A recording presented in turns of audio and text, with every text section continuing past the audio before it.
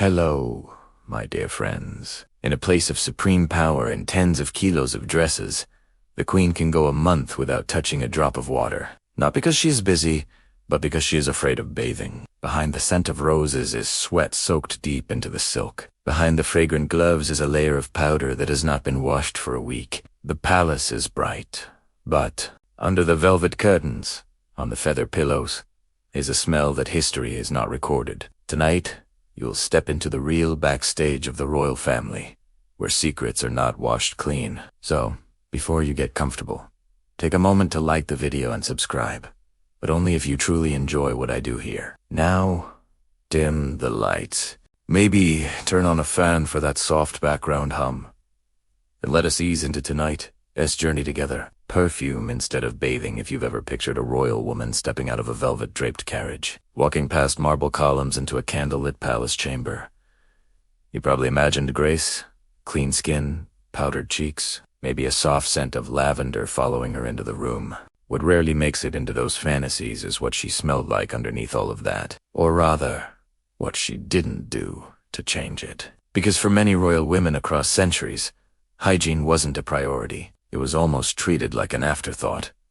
And not because they didn't care about appearances, they cared about them too much. But when it came to getting clean, to using soap and water, things became complicated. The first, and possibly most surprising fact, is that royal women didn't bathe very often, not even monthly. In some cases, barely once a year.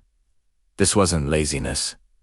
It was a belief. Doctors in the Middle Ages, and even through the Renaissance, warned that bathing could weaken the body. They thought water opened the pores, letting in disease. So instead of washing,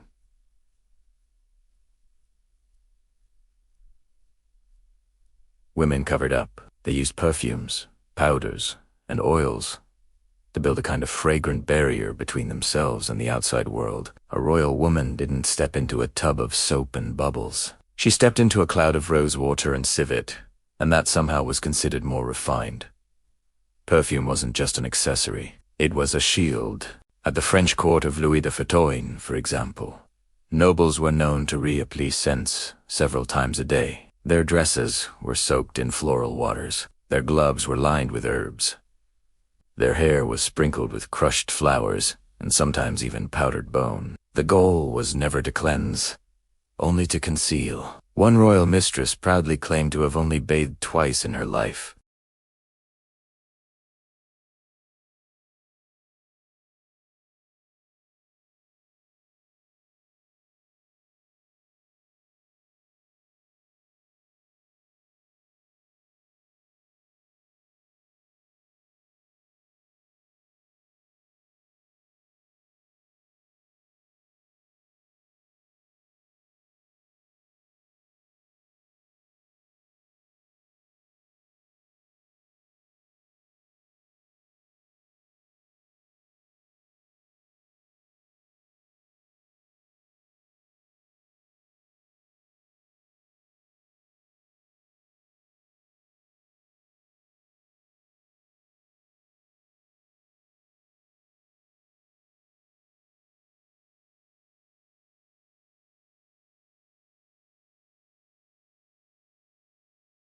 Themselves, when they existed, were more symbolic than practical. Made of marble or stone with golden taps and carved lions' heads.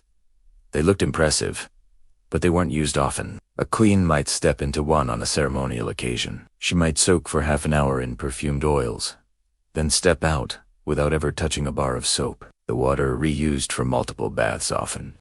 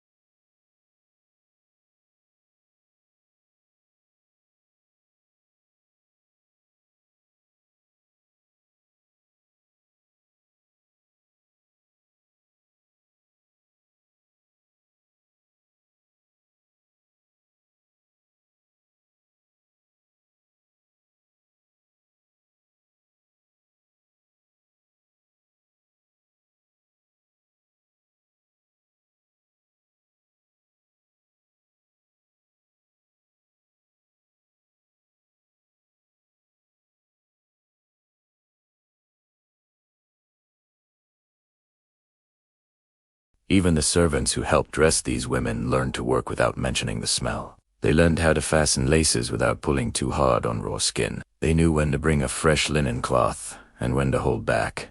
There were unspoken rules about what could be said loud. A queen might faint from heat and perfume, but no one blamed the corset or the musk. They simply opened a window and carried on. Sometimes these hygiene habits led to infections. Skin broke down under the weight of unwashed fabric. Hair thinned from repeated layers of pomade and powder. But none of this showed in portraits. The royal woman looked perfect. Smooth cheeks, shiny curls, calm eyes. No one painted the sores or the bruises beneath the gown. The contradiction was clear but accepted. To be royal was to look beautiful, not to be clean. Even cleanliness itself became suspicious. Washing too often was seen as vain, or worse, unnatural. A woman who washed daily might be compared to a courtesan. A queen who washed monthly was considered cautious, and the rest simply powdered, perfumed, and hoped for the best. What's curious is how normal this seemed at the time. No one questioned it. Royal women were taught from childhood to avoid water, to layer oils, to sit in scented smoke rather than steam. They weren't careless. They were following the best advice available, even as they scratched beneath their pearls or blinked through the sting of their perfume. They believed they were doing the right thing. It's easy now to look back and laugh, to imagine the halls of Osai as floral smelling of discomfort. But in truth, they were elegant.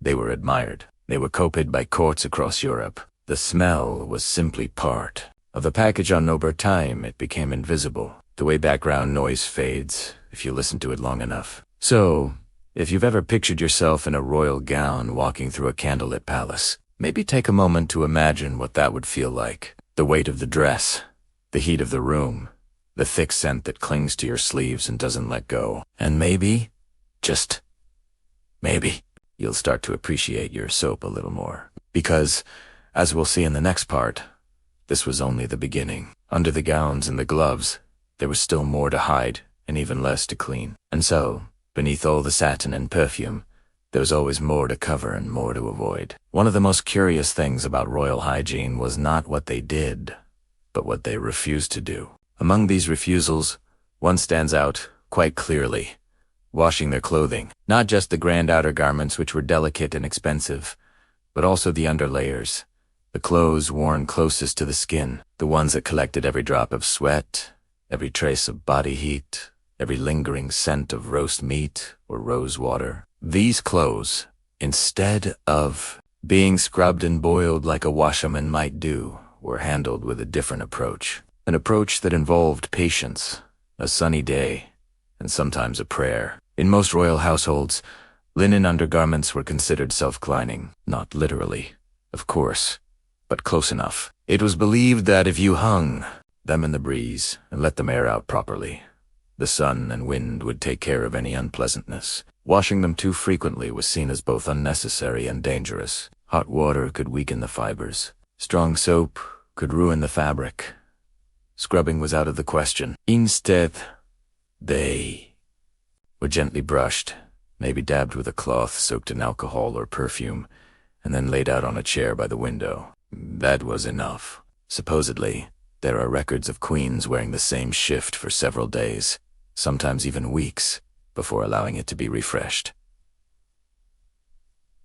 And refreshed rarely meant washed. It meant shaken out, sprayed with something floral, and occasionally rubbed with herbs. Lavender was a favorite.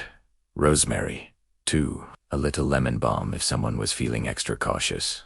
But soap and water, not unless necessary.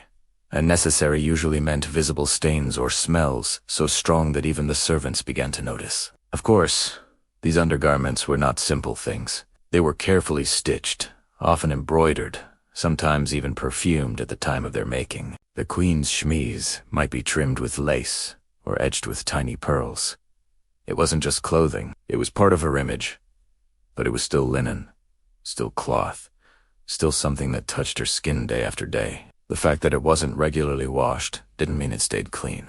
It just meant people pretended not to see. And so in a court where appearances mattered more than comfort, there developed a kind of polite blindness. Everyone agreed to ignore the reality beneath the silk and brocade, the layers of unwashed linen, the stiff corsets that held in more than just a waistline, the secret stains, the dampness in the folds. It wasn't elegant, but it was accepted. No one spoke of it aloud. Not unless they were writing letters home, far from the ears of court gossip. Some chambermaids kept quiet, simply because they had no other choice. Their job was to fold the cheeses, fasten the corsets, and carry out the perfume cloths for airing. They weren't allowed to criticize. A wrinkled nose or a stray comment could mean dismissal. And for many of these women, a place in the queen's household was the highest position they could hope to achieve. So they powdered, they brushed, they aired, and they stayed silent. In rare cases, when garments truly couldn't be salvaged, they were not cleaned.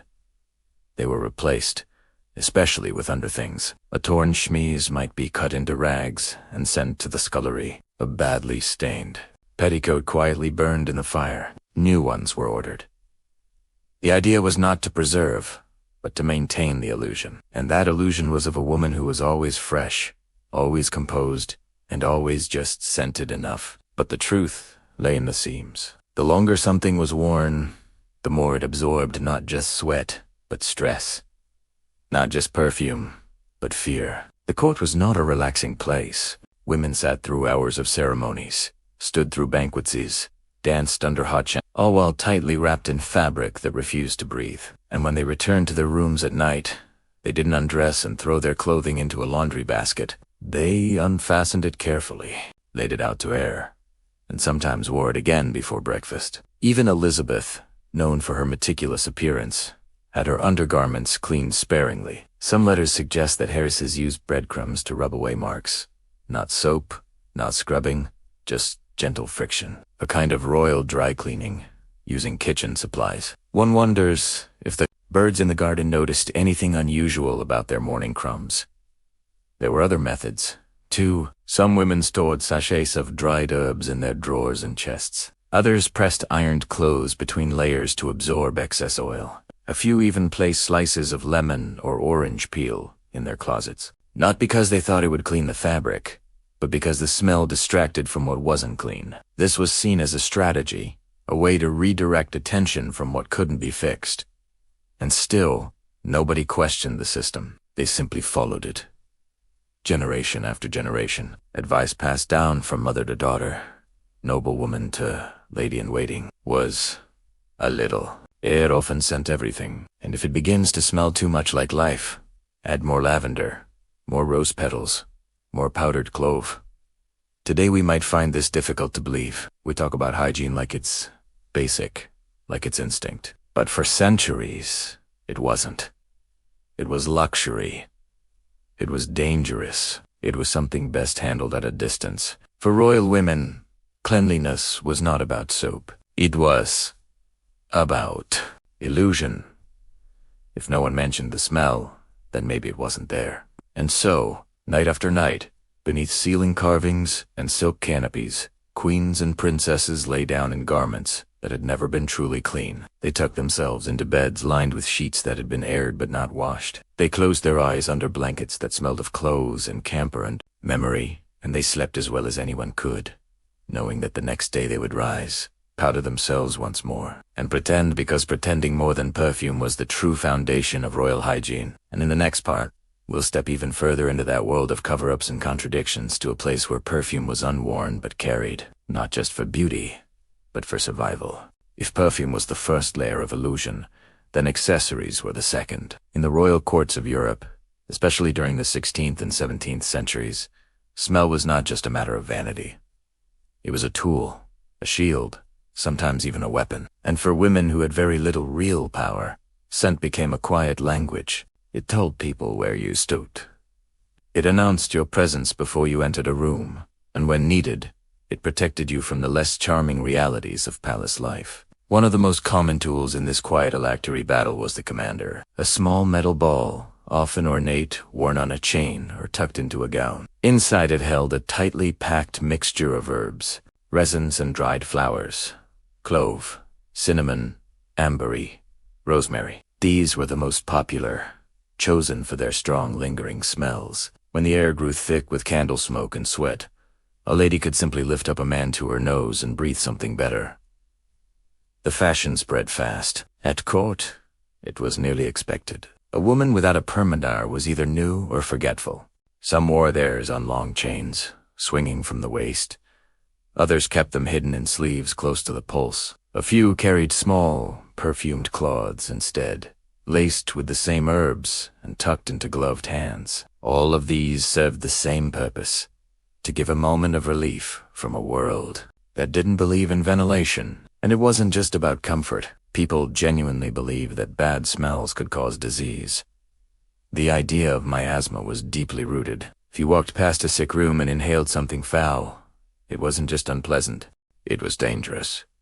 So surrounding yourself with good smells was more than etiquette. It was protection. A kind of invisible armor. Elizabeth, I kept her rooms filled with potpourri and perfumed gloves. Her bedding was layered with sachets of dried lavender and herbs. Even her servants were instructed to keep scented cloths nearby. The goal was to maintain a space that smelt not just pleasant, but powerful. And the smell of power, it seemed, was a mix of roses, cloves, and a hint of desperation. Perfumed gloves were particularly popular. At first, they were a practical solution. Tanned leather didn't smell very nice.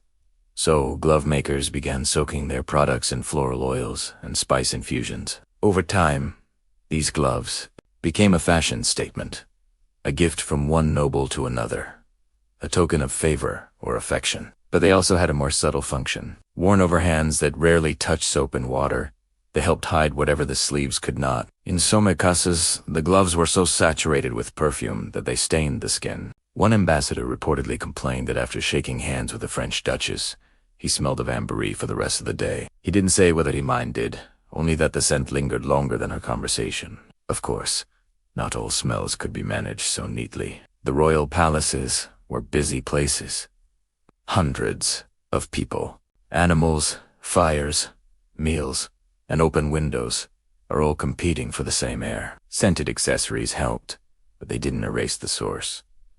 They just floated above it like a polite lie, a distraction that made it easier to smile through a headache. To make things worse, many of these perfumes were made with ingredients that would horrify modern noses. Musk, for example, was harvested from the glands of animals. Ambergris comes from the digestive systems of whales. Cider was collected from the scent sacs of a small African mammal. These were expensive, rare, and considered luxurious, but they were also pungent and sometimes even overwhelming. A little too much musk could clear a hallway faster than a poorly cooked roast. Still, women wore these scents proudly. They dabbed them on handkerchiefs, sprinkled them onto pillows, pressed them into hairpieces. Some even burned scented paste on small plates to fill the room before guests arrived. The goal was always the same, to create an atmosphere that felt clean. Even if it wasn't, to convince both visitor and resident that beauty still reigned, even as the carpets held decades of dust.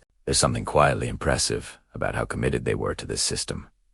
They knew the clothes weren't clean. They knew the baths were rare. They knew the air was thick, and yet they didn't give up. They just worked harder to hide it. Another ribbon. Another sprig of herbs. Another dip of the gloves into violet oil. It's tempting to laugh at all of this now. To imagine women walking through palaces like mobile spice racks. But there's also something relatable here. The need to control what little you can. To carve out a pocket of comfort in an environment you didn't design. For royal women, perfume wasn't an indulgence. It was survival. And maybe in a court full of watching eyes and whispered judgment, smelling right mattered more than being right. A woman who carried the right scent might be remembered. One who didn't might be replaced. The truth is, royal courts were full of contradictions. They demanded perfection, but gave women few tools to achieve it. They admired beauty, but discouraged real maintenance. They expected grace, but provided no privacy. So women did what they could. They powdered, they perfumed. They stitched herbs into the lining of their dresses. They held pomanders to their faces and hoped the rest of the world would unnotice how hard they were trying. Because even if no one said it aloud, everyone connected. A pleasant smell was a social currency, A way of saying, I belong here. I understand the rules. I might not have control over the water, or the walls, or the rules that govern my life, but I can choose how I smell. And sometimes that was enough. The irony, of course, is that some of these fragrances caused their problems. They irritated the skin. They triggered coughing fits. In rare cases, they even caused fainting. But by the time anyone realized, the trend had already taken hold, and no one wanted to be the first to give it up. So the gloves stayed on, the herbs stayed tucked. The bathroom for show, only pomanders clicked quietly at the waist, swinging with each careful step through marble halls that smelled underneath it all, like too many people and not enough soap. And in the next part, we'll see what happened when the smells were no longer a private matter, but something everyone in the room had to manage, including the queen herself. By now, the court had grown used to pretending that everything smelled fine, that perfume solved everything, that a cloud of rose oil was enough to erase a month's worth of sweat under Brie. But sometimes, pretending wasn't enough. Sometimes the problem didn't stay hidden behind silk. Sometimes it made itself known in ways no commander could fix, and that's when things got interesting. 'Cause when the queen herself had to go, the entire court had to pretend they didn't notice. Before modern plumbing, every royal resident had its way of dealing with nature's call. The chamber pot was the queen's constant companion, discreet, portable, ceramic, or pewter, and almost always disguised to look like something else. It might be tucked behind a privacy screen or placed beside a velvet-covered stool. It might even have a lid that clicked shut like a jewelry box, but it was still a pot, and it still had a job to do. In the middle of a long reception, a banquet, or a council meeting, the queen couldn't excuse herself casually. There were no quiet hallways or nearby bathrooms. If she needed relief, she used what was available, and what was available was often close by. A lady-in-waiting would know the signs. She would gather the cloth, draw the screen, and everyone else would stare pointedly at the ceiling while trying to breathe through a scented handkerchief. This wasn't scandalous, it was routine. The court knew how to choreograph around it. Musicians played louder, pages shifted, in and out. Servants passed with trays shielding the view.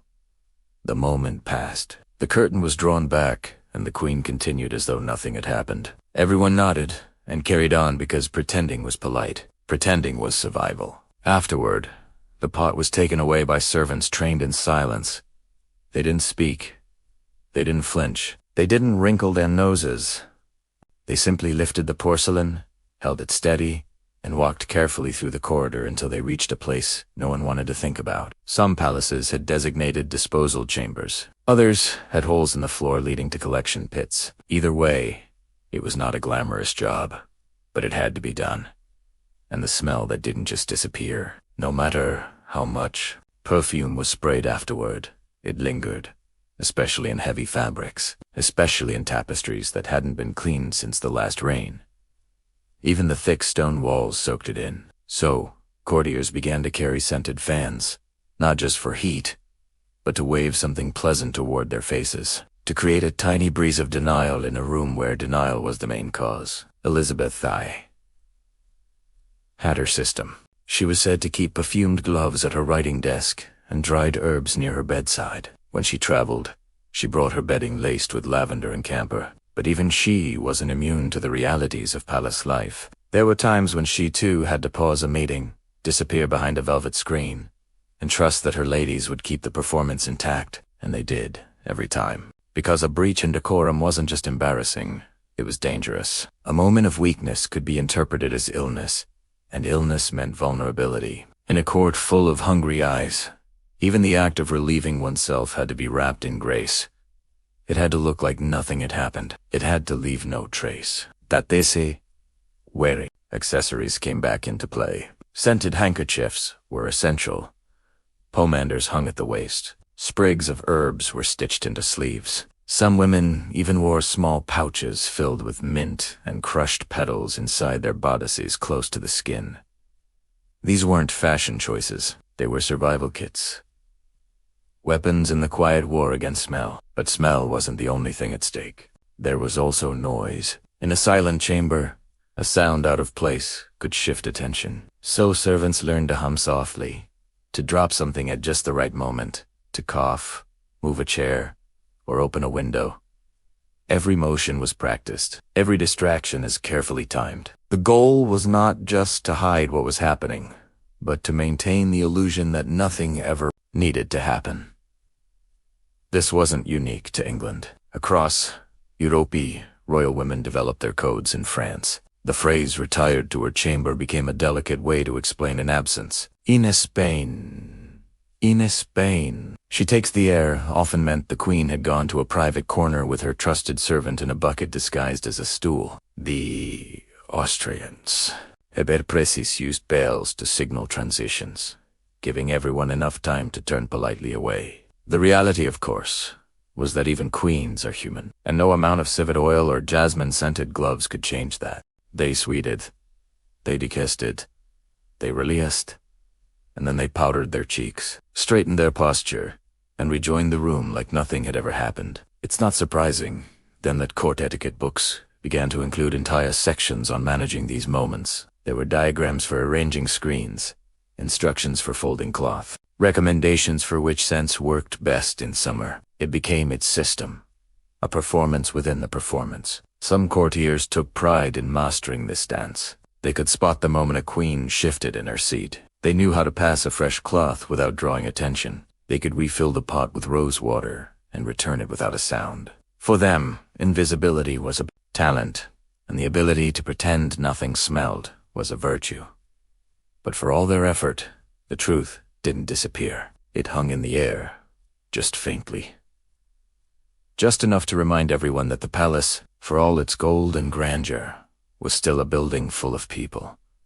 People are wearing too many layers. People are eating too much meat. People sharing small spaces with large consequences. Still, no one complained, at least not publicly, because to admit the queen's chamber smelled like anything other than violets was to risk your position. So ambassadors wrote their letters in private, servants whispered in corners, and the rest of the court learned to live with it, or rather to not mention it.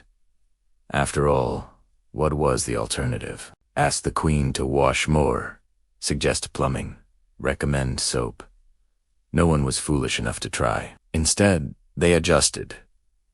They learned to breathe shallowly. They learned to smile without sniffing, and they learned to praise the scent of roses even when the room smelled more like life. In the next part, we'll move from what was happening behind the curtain to what was happening on the surface. Because once the perfumes faded, the powders began. And if you think hiding smell was difficult, try hiding your skin. Powder was everywhere. It clung to faces, settled on collars, floated in the air like soft dust in the royal courts of Europe. Powder wasn't just part of a beauty routine. It was the routine applied with careful hands and serious intentions. It turned pale skin into porcelain, dark circles into smooth surfaces, and blemishes into something politely ignored. At least from a distance. Up close, the illusion didn't always hold. But that didn't matter because at court, distance was part of the performance, and powder helped keep that performance alive. For royal women, pale skin wasn't just fashionable, it was necessary. A fair complexion suggested wealth, refinement, and the luxury of staying indoors. It marked you as someone who didn't need to work under the sun, someone who didn't sweat like a baker or smell like a stable. But achieving that look took more than good lighting. It took layers, and the ingredients in those layers were rarely kind. The most common foundation was made of white lead, mixed with vinegar, water, and sometimes even egg whites. It created a creamy paste that clung to the skin. The result was smooth, bright, and deadly. White lead is toxic. Slowly, quietly toxic. It seeps into the skin, damages tissue, and weakens the immune system. But at the time, no one questioned it because it worked. It covered scars, smoothed over smallpox marks, and gave the appearance of health, which ironically was destroying it. Rouge was next, a dab on each cheek, sometimes made from crushed beetles, sometimes from mercury-based compounds, just enough to look alive, just enough to balance the pale base without looking like you'd been walking too fast. Lip color came last, a touch of red made from cinnabar, or plant dyes supplied with a small brush or fingertip. The whole process took time and a steady hand and occasionally a second person to assist with the angles. These cosmetics didn't come off easily. Most weren't meant to. Women slept in them, added more the next morning, touched up between meals. Washing it all off meant using oils, vinegar, or cloth soaked in alcohol, not water. Never water. That was still seen as risky, and so instead of removing old layers, they added new ones.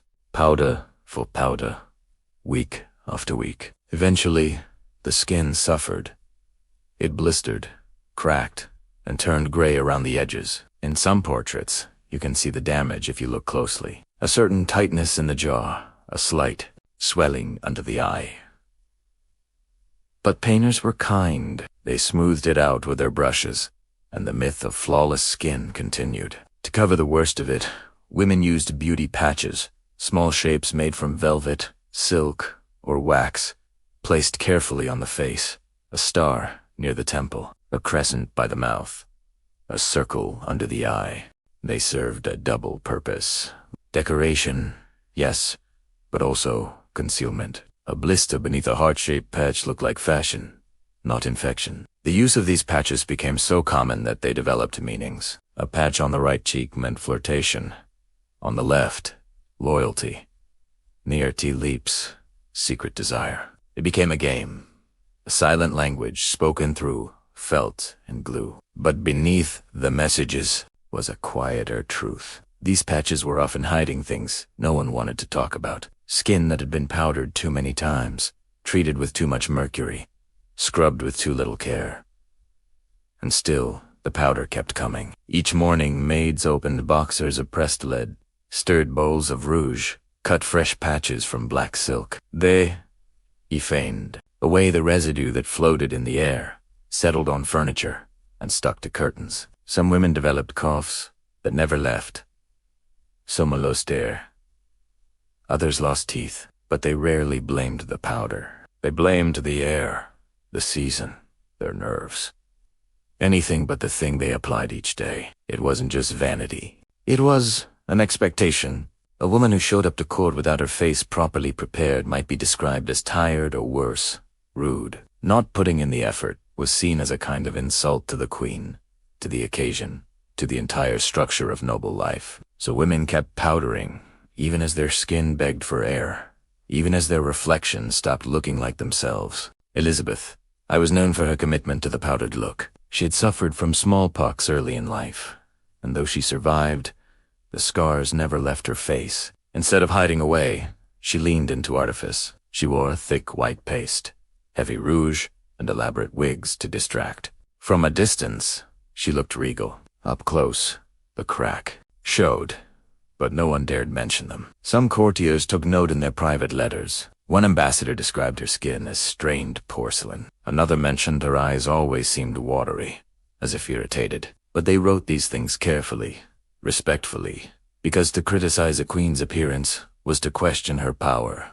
and powder in its strange way was part of that power. There's a quiet irony in all of this. In trying to look strong, they weakened themselves. In trying to appear untouched, they covered the very damage the court inflicted. But the alternative wasn't appealing.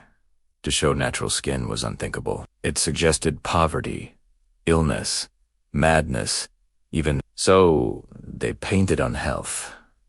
They powered on and hoped the mirror would cooperate. Some women tried to modernize. They experimented with gentler mixtures, rice powder, ground pearl, but these were expensive, hard to find, and didn't cover as well. So they often returned to what they knew, leaded mercury, whatever it took. Because when beauty is expected, health becomes negotiable. Today, we think of makeup as a choice, a form of expression. But for these women, it was a mask they couldn't Pomander remove, not without consequences.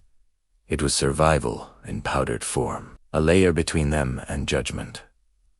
And in the next part, we'll look at what happened when even the powder wasn't enough, when the damage beneath had to be dealt with, not just covered. A chapter that takes us into the world of teeth and all the creative ways royal women tried to keep smiling, even when their mouths told a different story. The smile was expected at banquets, at bowls, during royal audiences. A calm, pleasant expression, composed lips, slightly parted. Just enough to suggest warmth, without effort. But beneath that soft smile, something else was going on, because under the powder, past de roche, behind the pearls and lace, royal, teeth were quietly falling apart. Tooth decay was a fact of life in the royal courts. Sugar, once rare, became fashionable during the Renaissance and exploded in popularity by the 17th century. It was expensive, yes, but the rich had no shortage of it. Candied fruits, sweetened wine, honey-drenched pastries, these weren't occasional treats. They were daily indulgences, and the teeth paid the price. Dentistry, as we know it, did not exist. Toothbrushes were crude, if they existed at all. Some used twigs with frayed ends.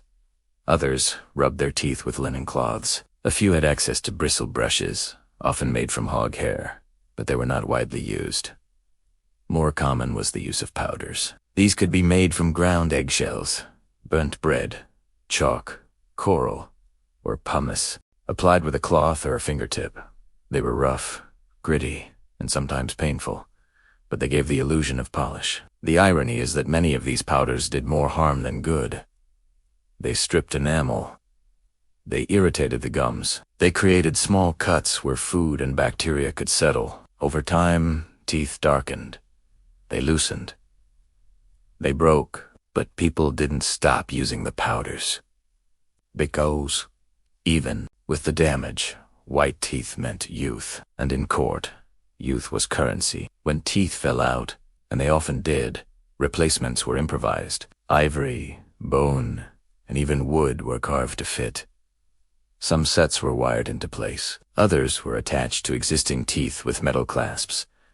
None were comfortable. Most were only worn for short appearances, smiling for a portrait, posing at a feast, greeting a visiting noble. Afterward, they were removed, cleaned with wine or vinegar, and stored until the next occasion. There were even reports of teeth being taken from the mouths of the poor or dead. These donor teeth were sold to the wealthy, cleaned as best as possible, and inserted where needed. It wasn't hygienic. It wasn't safe, but it was effective enough for a few months, maybe a year, until infection set in or the gums rejected the foreign body. Then it was back to soft foods and tight-lipped smiles. Elizabeth I was known to have suffered from tooth decay later in life. Some accounts describe her face as sunken, her speech slightly slurred, but she maintained appearances. She adjusted her makeup. She smiled carefully. She kept her distance when needed because showing weakness, especially the kind that came from the mouth, was not acceptable. It suggested an age, decline, mortality, things no ruler wanted to admit to help with the smell. People turned to breath fresheners. These weren't mints as we know them. They were concoctions of herbs, spices, and alcohol. Some chewed on cloves or fennel seeds. Others were rinsed with vinegar or wine. A few kept sprigs of mint tucked inside their cheeks during events. The goal wasn't freshness. It was a disguise. If it didn't smell bad, it must be clean. At least, that was the hope.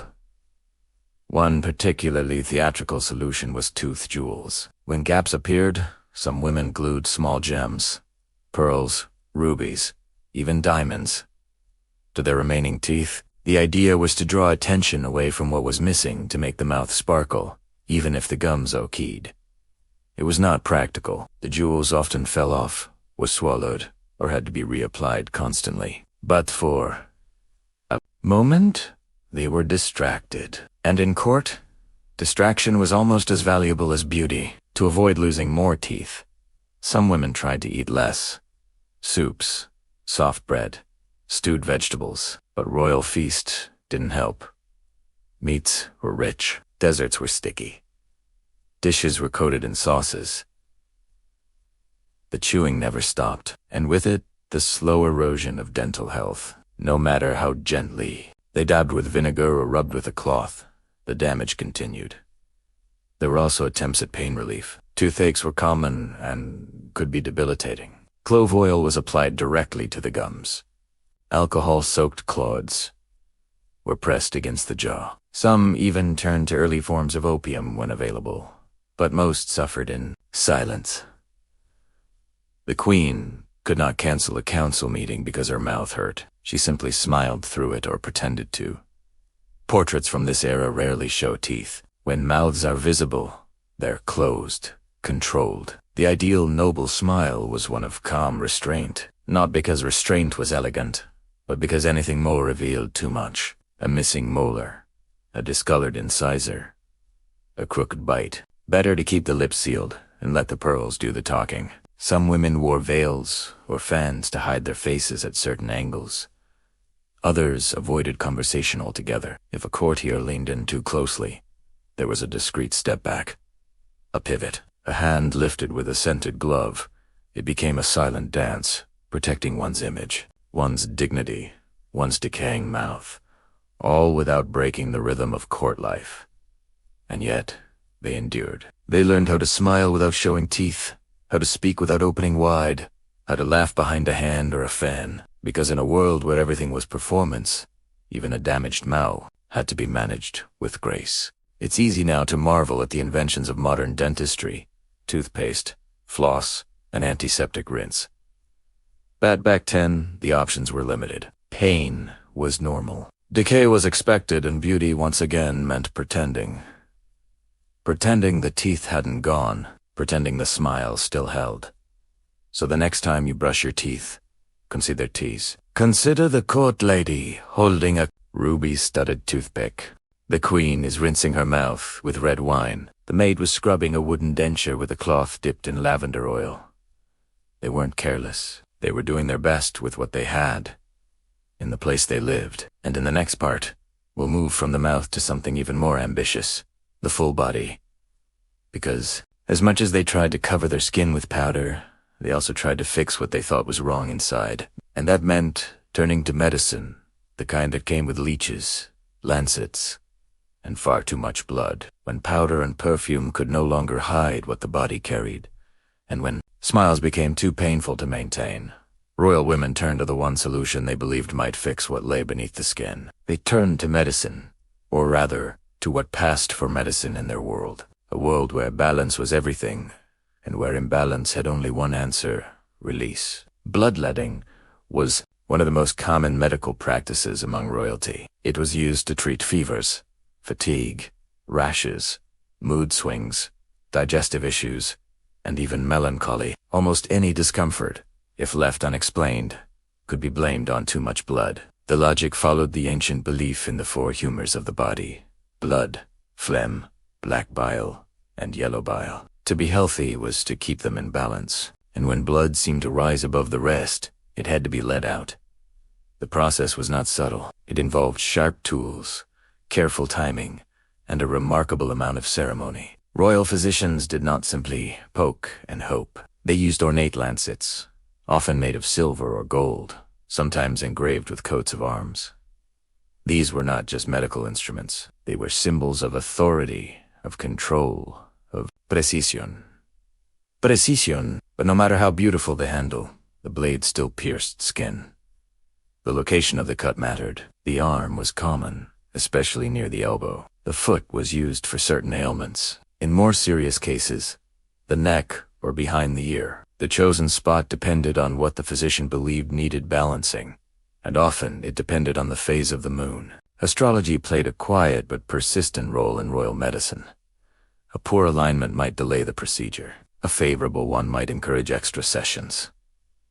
Royal women did not always go willingly, but they were expected to submit, especially when symptoms became visible: a swelling in the joints, a persistent rash, a sudden change in temperament. These were not just signs of discomfort. They were warnings. Warnings that something inside had turned. That TT body, once calm and controlled, was now rebelling, and the physician's job was to bring it back into order. To encourage the process, additional methods were used. Mustard plasters, vinegar compresses heated stones, pressed to the skin to draw blood to the surface. Once the blood flowed, it was collected in a basin, observed, and often described in detail. Ticortin, brictor, dark fast or slow. Each trait told the doctor something: or at least they believed it did. Sometimes the bloodletting worked, not because it cured the illness, but because the patient felt lighter, calmer. The pain eased temporarily. Other times it made things worse. Too much blood removed meant weakness, dizziness, fainting. But these effects were rarely blamed on the procedure. They were seen as necessary consequences, proof that the body had been corrected. And when blood was not enough, sweat became the next path to healing. The body, they believed, could release illness through pores. So women were wrapped in layers of cloth, placed near fires, and forced to sweat for hours. Herbs were burned nearby to assist. Basil, mint, rosemary. The air grew thick. The body is wet, and still they remained, waiting for the fever to break, for the balance to return. These sweat cures were uncomfortable, exhausting, and at times humiliating.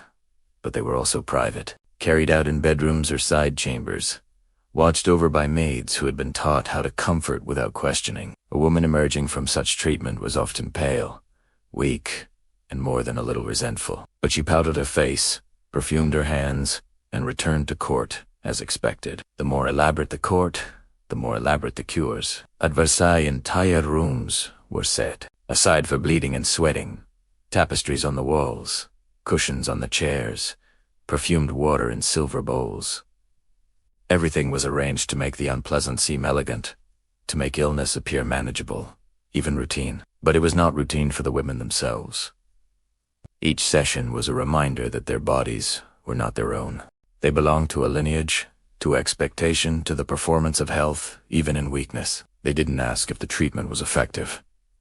They asked if it was necessary. And once the physician said yes, the rest followed. Some women believed deeply in these rituals. They fasted before treatment.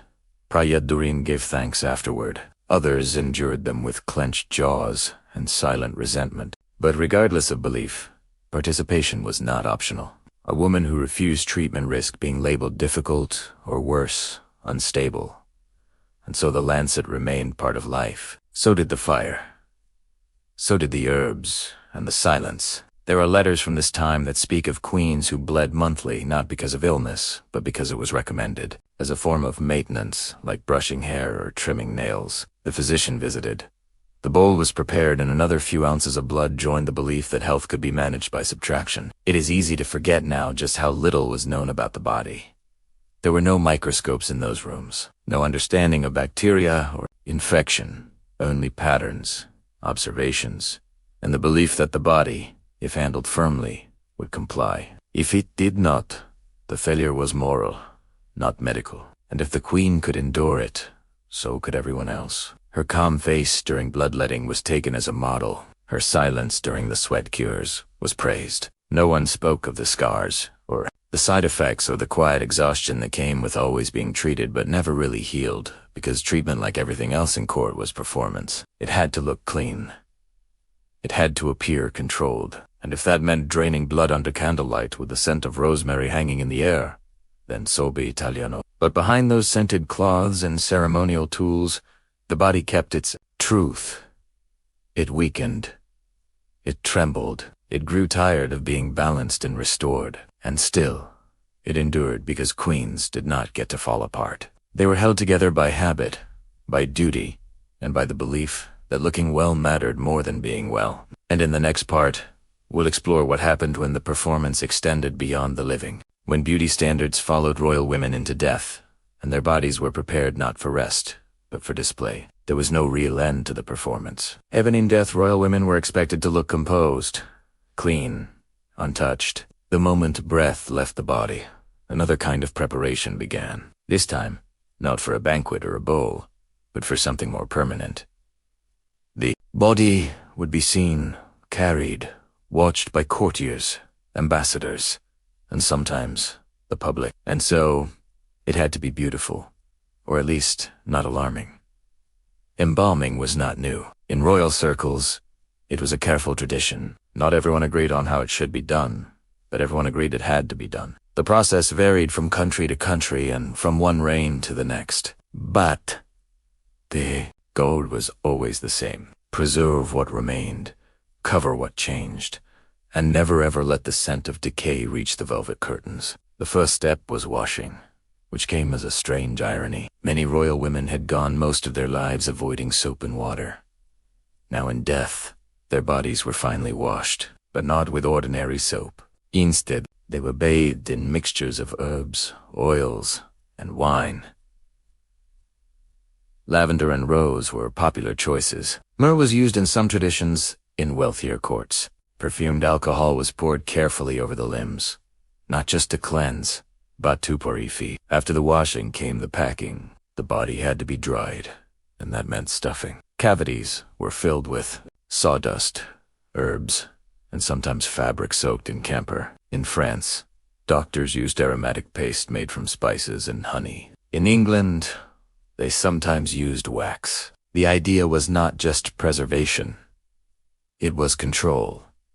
No swelling, no sinking. Nothing reminded the viewer that this was no longer a living person. Cosmetics followed. Powder was applied to the face. To smooth the skin tone, rouge was brushed onto the cheeks. Lips were sometimes tinted. If the skin had darkened or bruised, it was covered with cloth or patches. Wigs were adjusted. Hands were arranged just so. And the eyes, if not sewn shut, were closed with care and pressed gently to create the look of calm. Clothing was chosen with purpose. It had to reflect dignity, status, and softness. Some queens were buried in state robes, others in simple white linen, but always with detail, embroidery, jewels, gloves, rings. The body was not just being buried, it was being seen, and every thread mattered. The coffin was often more elaborate than the bed the woman had slept in. Velvet lining, polished wood, silver trim. In some cases, it was open for days, set on display in a cold chapel, guarded by servants holding candles. People came to pay their respects. They bowed. They whispered. They studied the face for signs of peace or judgment. No one admitted to looking for the powder, but everyone knew it was there. Some queens had specific instructions for their post-mortem care. Wills that described how they wanted to be dressed, what scents should be used, even who was allowed to touch them. These weren't vanity. They had a reputation. The final image mattered. For some, it mattered more than anything else, and beneath all the ritual was a quiet truth. These preparations were not only for the dead, they were for the living, to comfort them, to reassure them, to remind them that even in death, order remained, that the royal body, though lifeless, was still sacred, still perfect, still held together by the same rules it had followed in life. But not everything could be hidden. In warm weather, the embalming didn't always hold. There are accounts of queens whose bodies had to be rouged, whose lips had to be retouched before each viewing. One particularly unsettling record describes the smell creeping into the corners of a cathedral, forcing the guards to rotate every hour. Another tells of a veil being placed hastily across the face, midway through a procession. Still, no one said a word.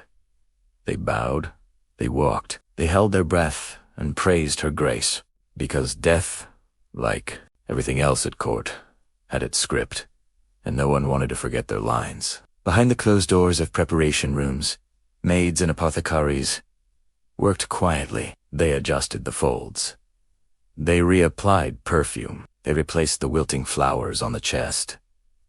No applause waited for them, no recognition, but their work shaped the memory that would last. Sometimes relics were taken.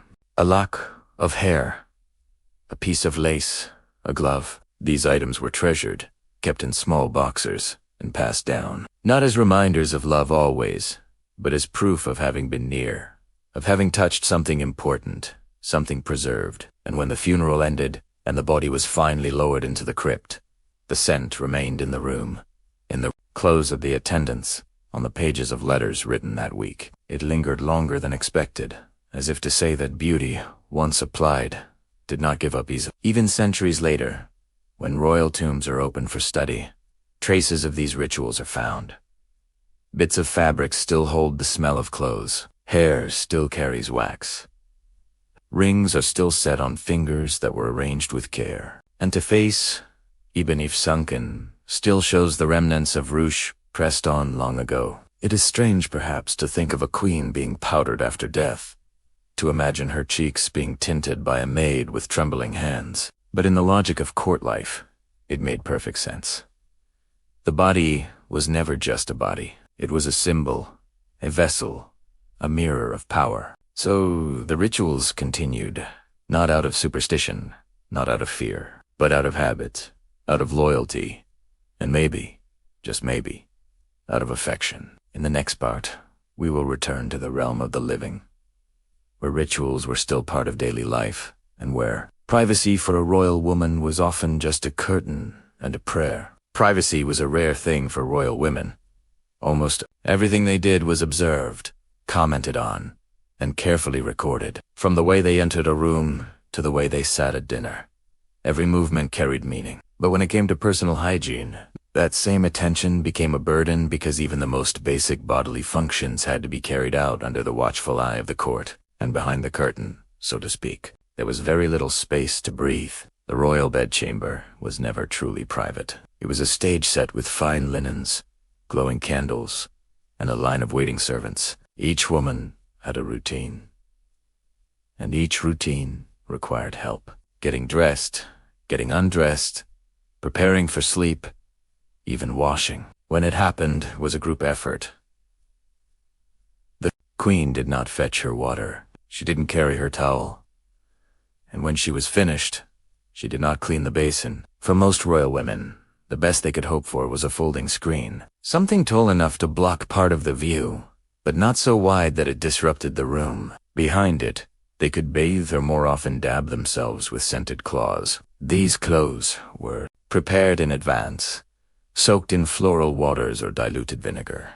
They were warm when used, sometimes scented with rose, sometimes with lavender. The act was not vigorous. It was delicate, a kind of slow-motion wipe, enough to remove surface dirt, not enough to disturb what lay underneath. The clothes were not washed after every use.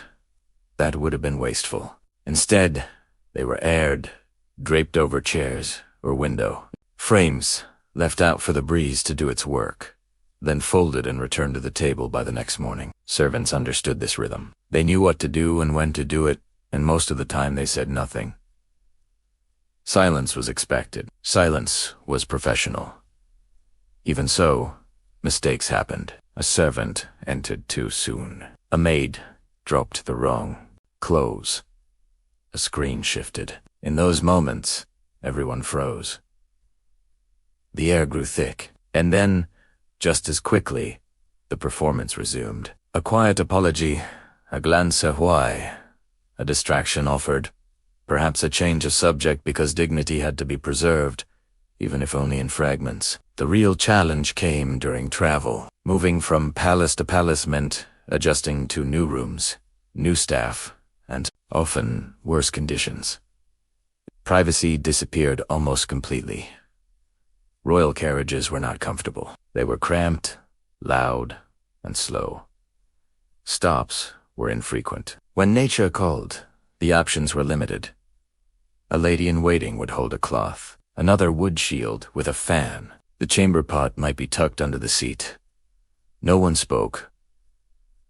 No one made eye contact. The queen would emerge composed. The pot would disappear. Life went on. In larger palaces, some efforts were made to provide personal space. Alcoves, side rooms, even enclosed closets. But these were used by many, and they were not always clean. The smell lingered. The stone floors stayed cold, and the water when it came was never quite warm enough. So many women avoided the process altogether. Better to perfume than to risk a cold. Better to layer another petticoat than to remove the one already worn. Undergarments were considered part of the solution. Made of linen, they were believed to absorb sweat and protect the outer layers. They were worn for days, sometimes weeks, without washing. When removed, they were aired, not scrubbed. Stains were brushed. Spots were treated with herbs. Only in the worst cases were they soaked. And ebbington, with care, no boiling, no harsh soap, just patience and sun. The belief was that natural fibers, if left in the open air, was wood purify themselves, so the windows were kept open. Clothes hung beside them. Scented satchels were tucked inside sleeves and bodices. Lavender was common, rosemary, sometimes lemon peel. It helped, but not enough. The odor of lived-in garments lingered, and no curtain could block that completely. For those who could afford it, new garments were always being made. A shem for travel, another for feast days, another for mourning. But not everyone replaced things often. Some women grew attached to familiar pieces. They adjusted hems, patched seams, and added lace to hidewear. The illusion of newness was maintained, even when the fabric had long since lost its shine. And through it all, the servants remained present, holding out towels, brushing wrinkles, lighting the fire, preparing the scented cloths without comment. Their presence was constant. Their hands are steady, their eyes lowered. They were part of the room, but not the story, until something went wrong. A fainting spell, a dropped basin, a reaction to perfume. In those moments, the illusion cracked, and the reality of being human reappeared. Quickly, someone stepped forward. A maid caught the fall. Another whispered instructions. A third offered a cloth. Within minutes, the court resumed. The curtain reset. The queen smiled and all was forgotten. It is easy to imagine these women as pampered, surrounded by help, free from labor. But the truth was, hair with lice more complicated. To live without privacy is to live without pause. Every gesture is measured, every movement rehearsed. There was no room to be tired, no space to be unwell. Only the routine, and the hope that no one noticed when it slipped. Even letters from the period show how rare solitude was. Queens wrote of longing for quiet, for space, for time alone. Some retreated to gardens, others to prayer. But the world followed. The expectations never stopped, and the curtain, no matter how heavy, could not block everything. So they learned to live with it, to embrace the curtain as both shield and stage, to make the rituals look elegant, to hide discomfort with grace, and to count each moment of stillness as rare. In the next part, we will explore how royal women dressed, not just for fashion, but for function, how every layer, every lace, and every clasp served a purpose. Not always a comfortable one, but always deliberate. Dressing was never simple. For royal women, putting on clothes was closer to an architectural process than a casual act. It required layers, planning, and assistance. Every piece had its reason. Some layers held shape, others absorbed sweat. A few were purely decorative, but even those played their part in keeping up appearances. Comfort, as usual, was not the point. The goal was control of the body, of the image, of what could be seen and what had to be hidden. The first layer was usually linen, a chemise or smock, soft enough to touch the skin, but sturdy enough to hold up through repeated wear. This layer caught most of the sweat and body oils. It was the garment least likely to be washed, often, yet closest to the skin. Over time, the fabric yellowed. It softened. It shaped itself to the body it served. Some women had dozens. Others relied on a few favorites. But all of them treated this layer as essential, even if it rarely showed. Next came the stays or corset, boned with whale bone or stiffened with reeds. This piece pressed the body into an acceptable shape. Not just a smaller waist, but a straighter posture, lifted chest, and rigid silhouette. Wearing it was not optional. It marked the difference between private and presentable, between waking and being seen. Tying it required help. Tightening it took strength. Loosening it, even briefly, was considered indulgent. Most women wore it from morning until night. After the corset came the petticoats. Sometimes one, often two or three. They added volume. They smoothed lines. They helped keep outer garments from clinging too closely. In cold weather, they were insulated. In warm weather, they trapped heat. Still, they were worn because without them, the gown would not fall correctly. The weight was part of the look. The gown itself varied by time and country. Some are laced in the front, others buttoned in the back. Sleeves were often separate, tied on with ribbons or sewn into place. The fabric could be velvet, brocade, silk, or wool, lighter materials for spring, heavier ones for winter, but all thick, all rich. All are difficult to wash, which meant they were rarely cleaned and frequently perfumed. Each outfit was chosen with care. Color mattered, cut mattered, embellishments mattered. A dress with pearls stitched into the seams said something.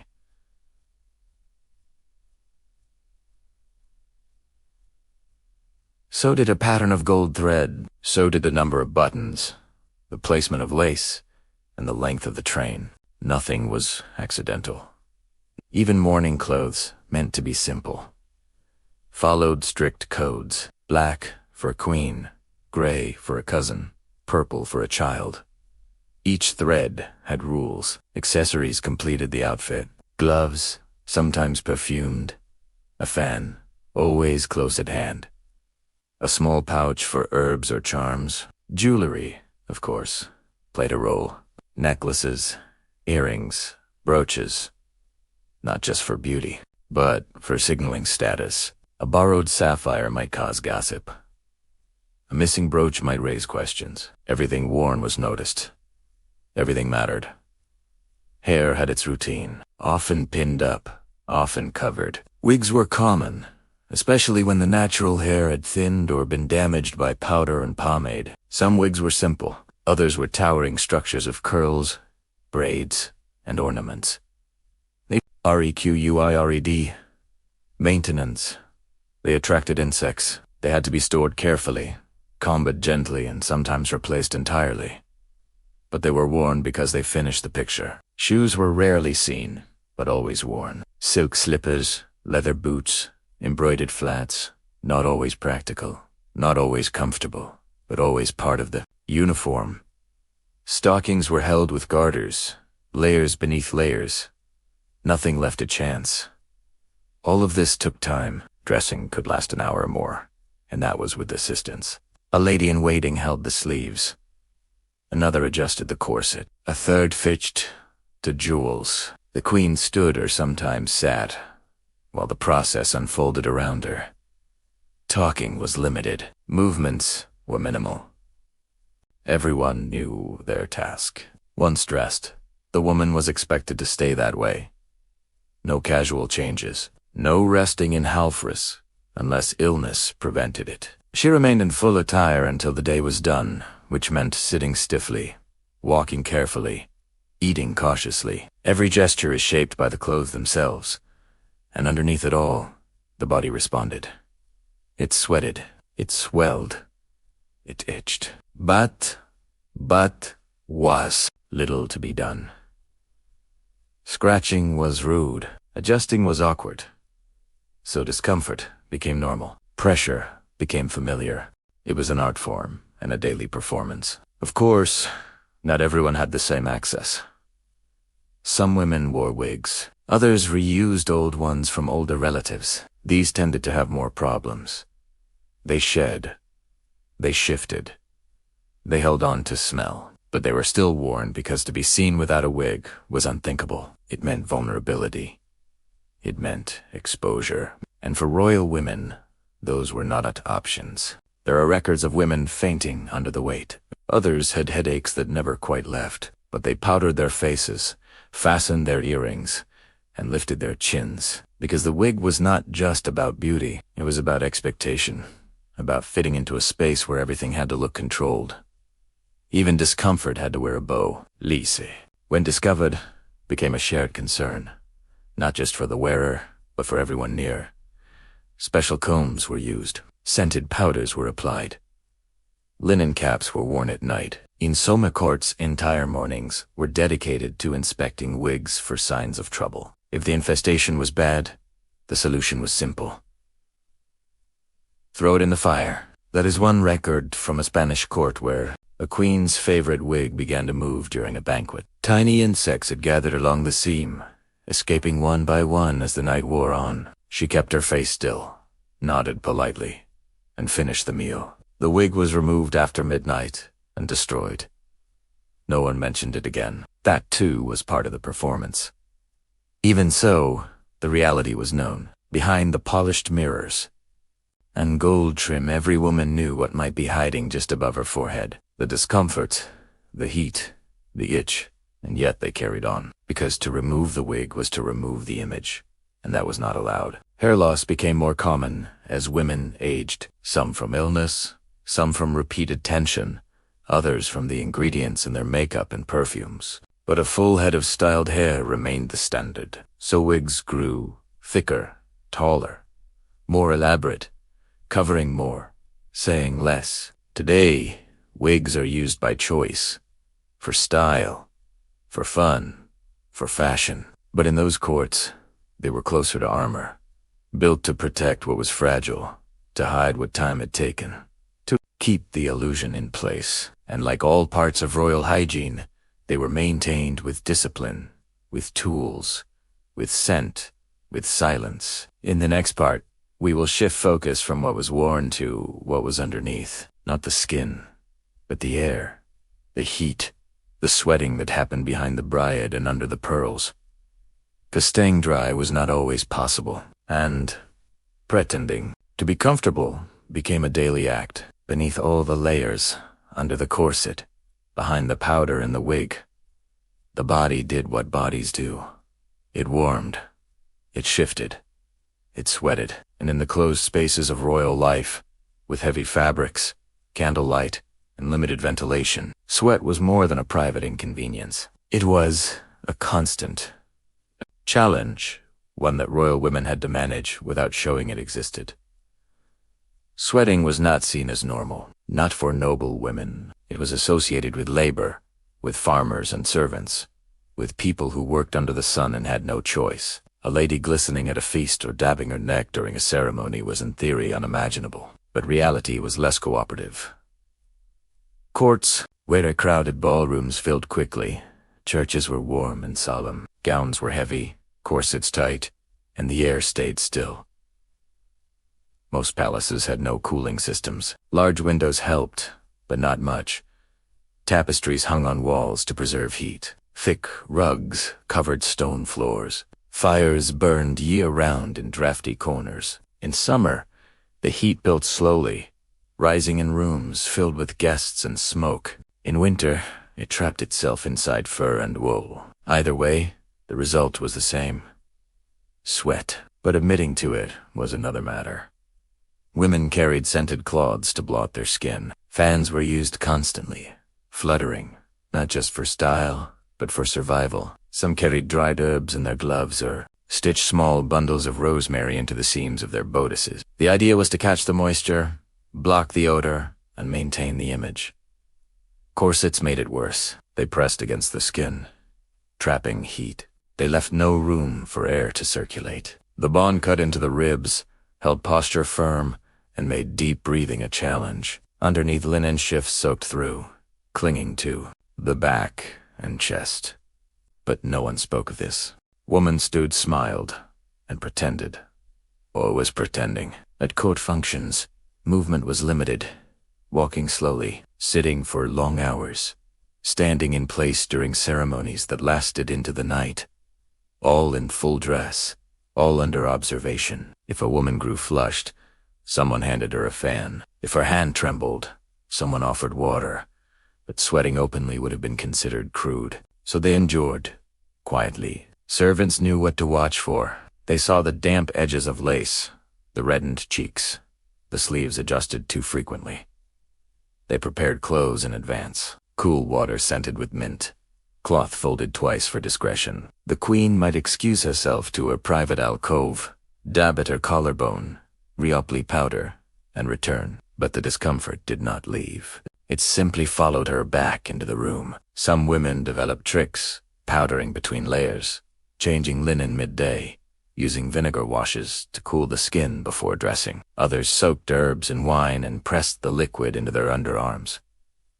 A few burned herbs in small bowls beneath their dressing tables, hoping the scent would cling to their bodies. These solutions helped, but only slightly. In some cases, sweat was treated as an illness if it became excessive. Physicians were called. Diagnoses ranged from overheating of the blood to spiritual imbalance. Treatments included more layers, more herbs, sometimes even bleeding to release the hot humors. None of it addressed the simple fact that the body wrapped in too much cloth, under too much pressure, would sweat. The problem extended to the bedding. Feather mattresses are soaked in summer.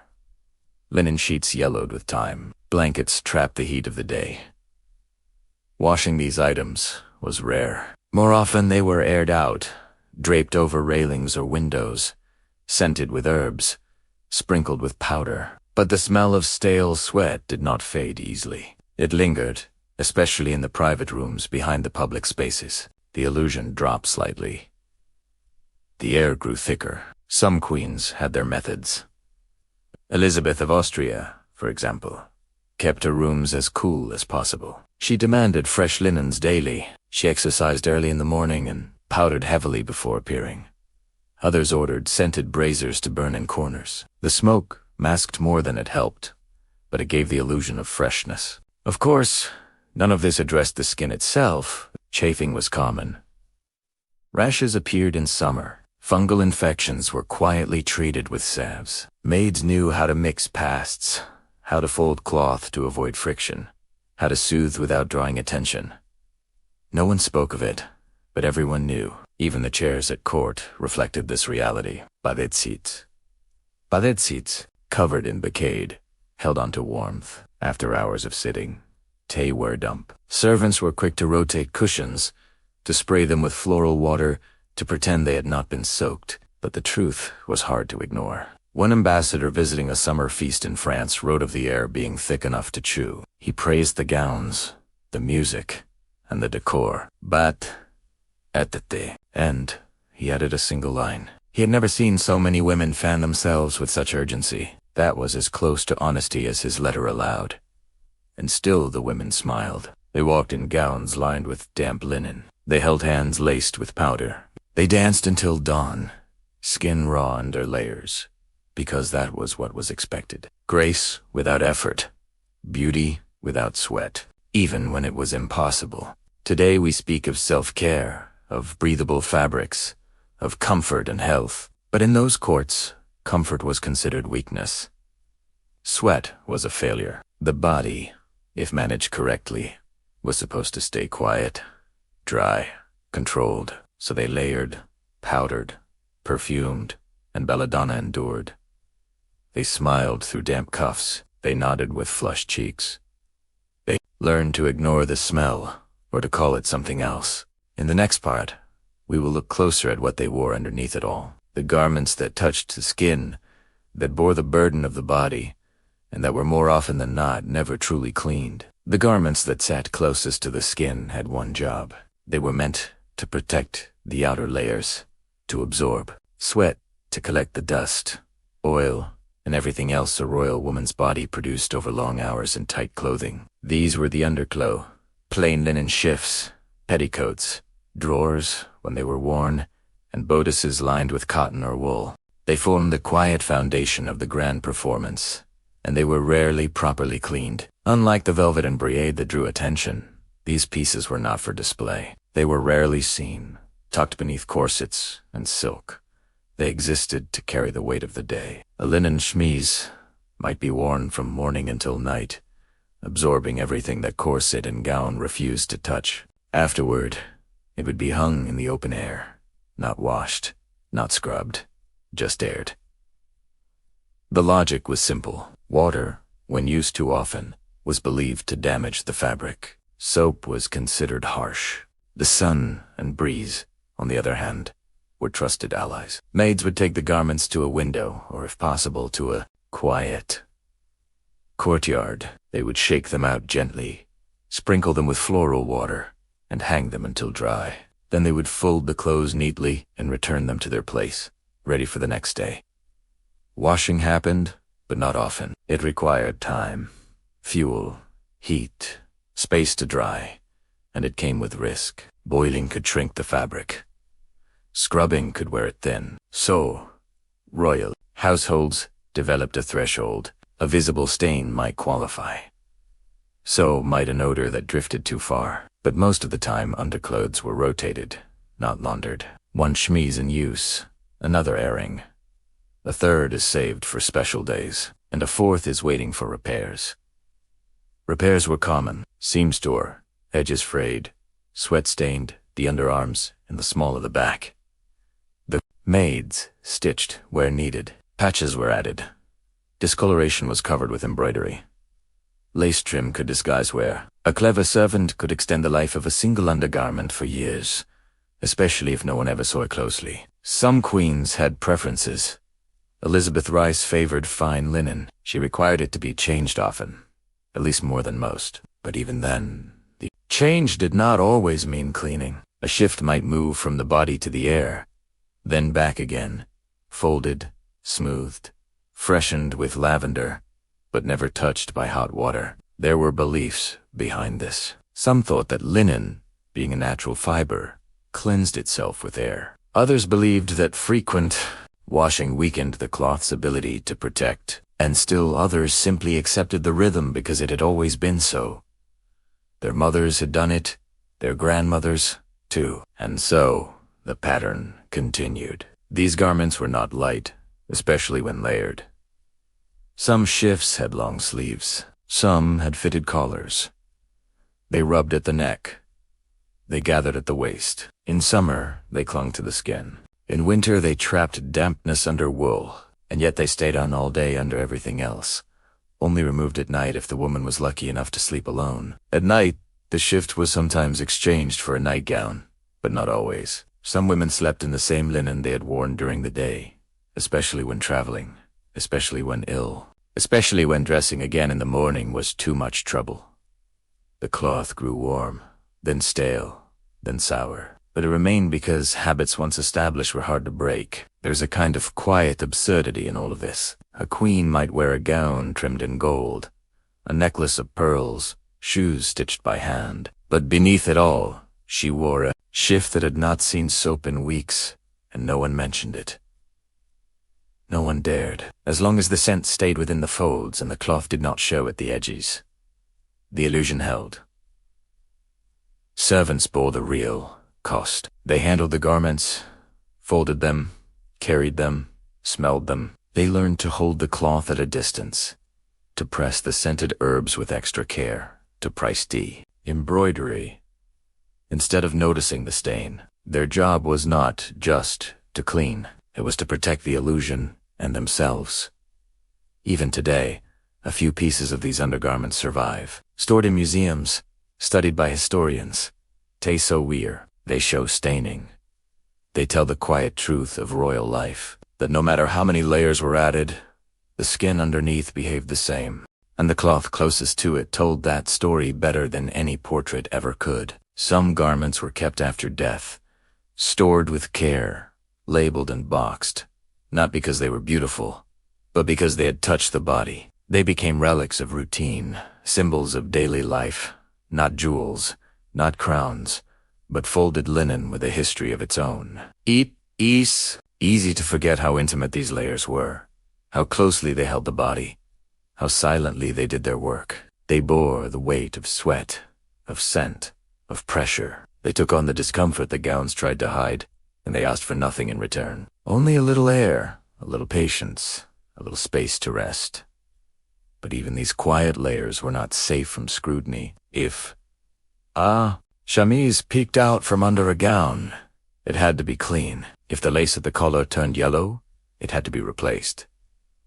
Appearance mattered, even in the smallest threads. And in the next part, we will follow one of the most awkward aspects of royal hygiene, the one that could not be perfumed, stitched, or powdered, the one that came once a month, quietly, uninvited, and full of inconvenience. There was one visitor that no queen could ignore. It arrived monthly, stayed uninvited, and brought with it a level of discomfort that even the finest lace could not conceal. Menstruation was not a topic for court conversation, not even whispered among ladies, unless truly necessary. Yet it was as real as the crown, and royal women, despite their status, had to face it with limited tools, little privacy, and a great deal of silence. In the early modern period, menstrual care was a mix of folklore, makeshift solutions, and trial by discomfort. There were no commercial products, no soft cotton pads, no elastic bands or discreet packaging. Instead,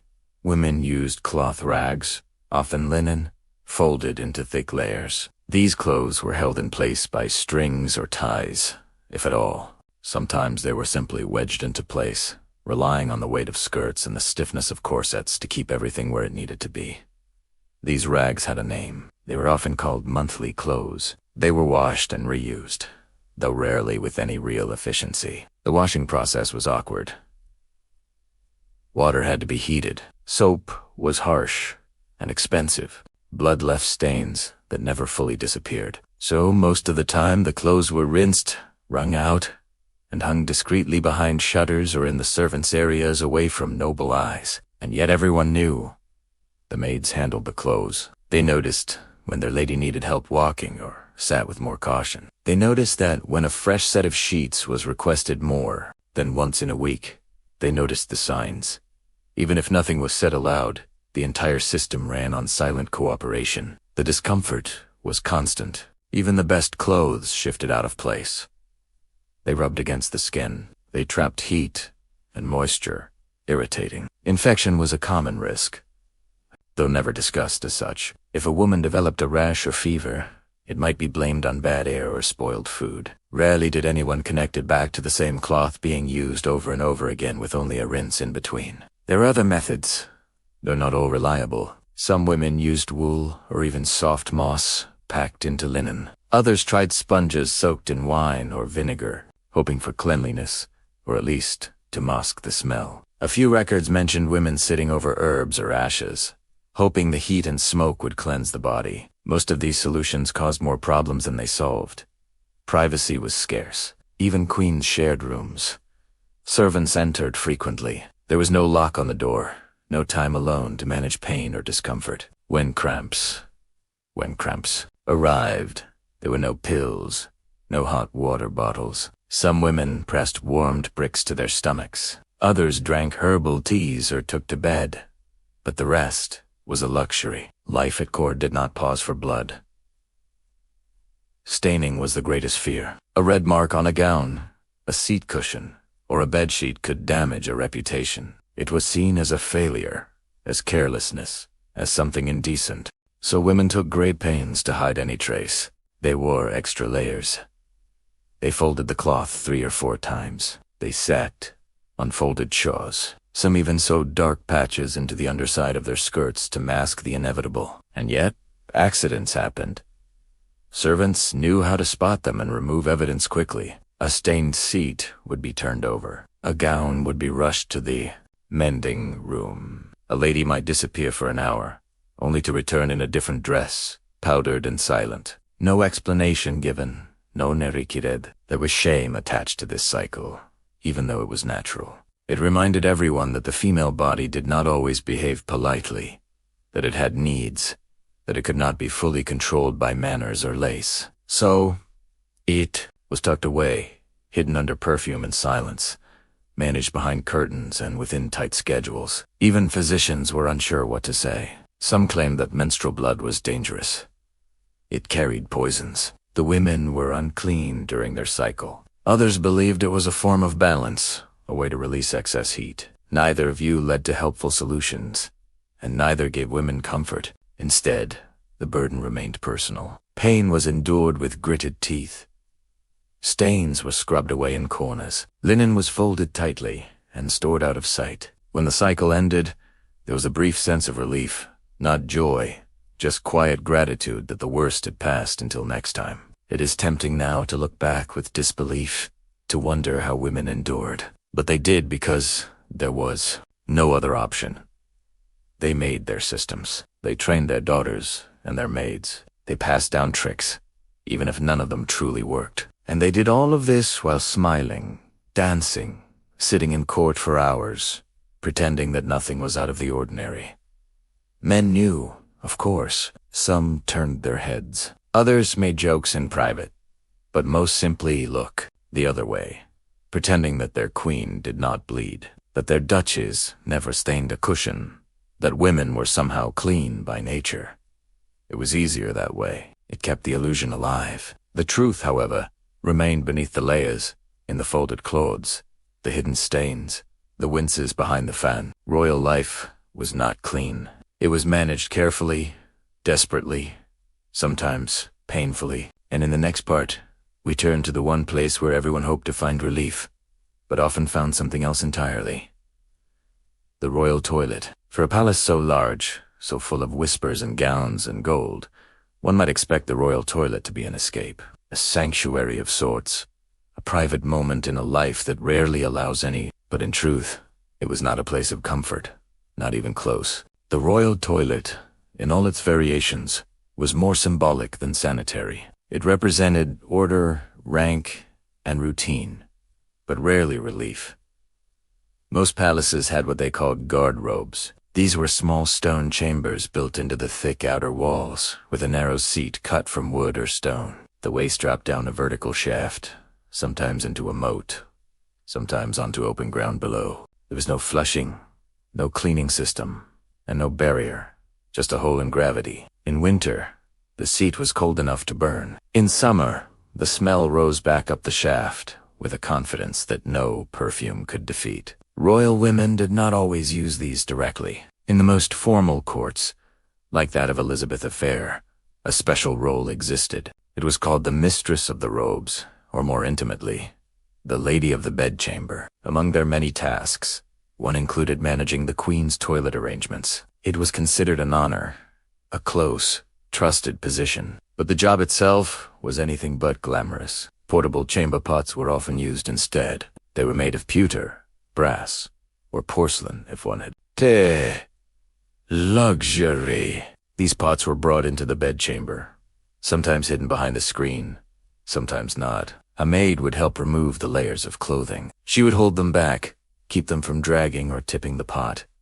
There was no privacy, only procedure. After use, the pot was covered and carried away where it depended on the palace. Some had a dumping chamber. Others simply instructed servants to pour the contents into a garden, into the river, or into the corner designated for waste. The pot was rinsed, not always thoroughly, and returned to its place. There were smells. Of course, there were. So women took great pains to hide any trace. They wore extra layers. They folded the cloth 3 or 4 times. They sat, unfolded shawls. Some even sewed dark patches into the underside of their skirts to mask the inevitable. And yet, accidents happened.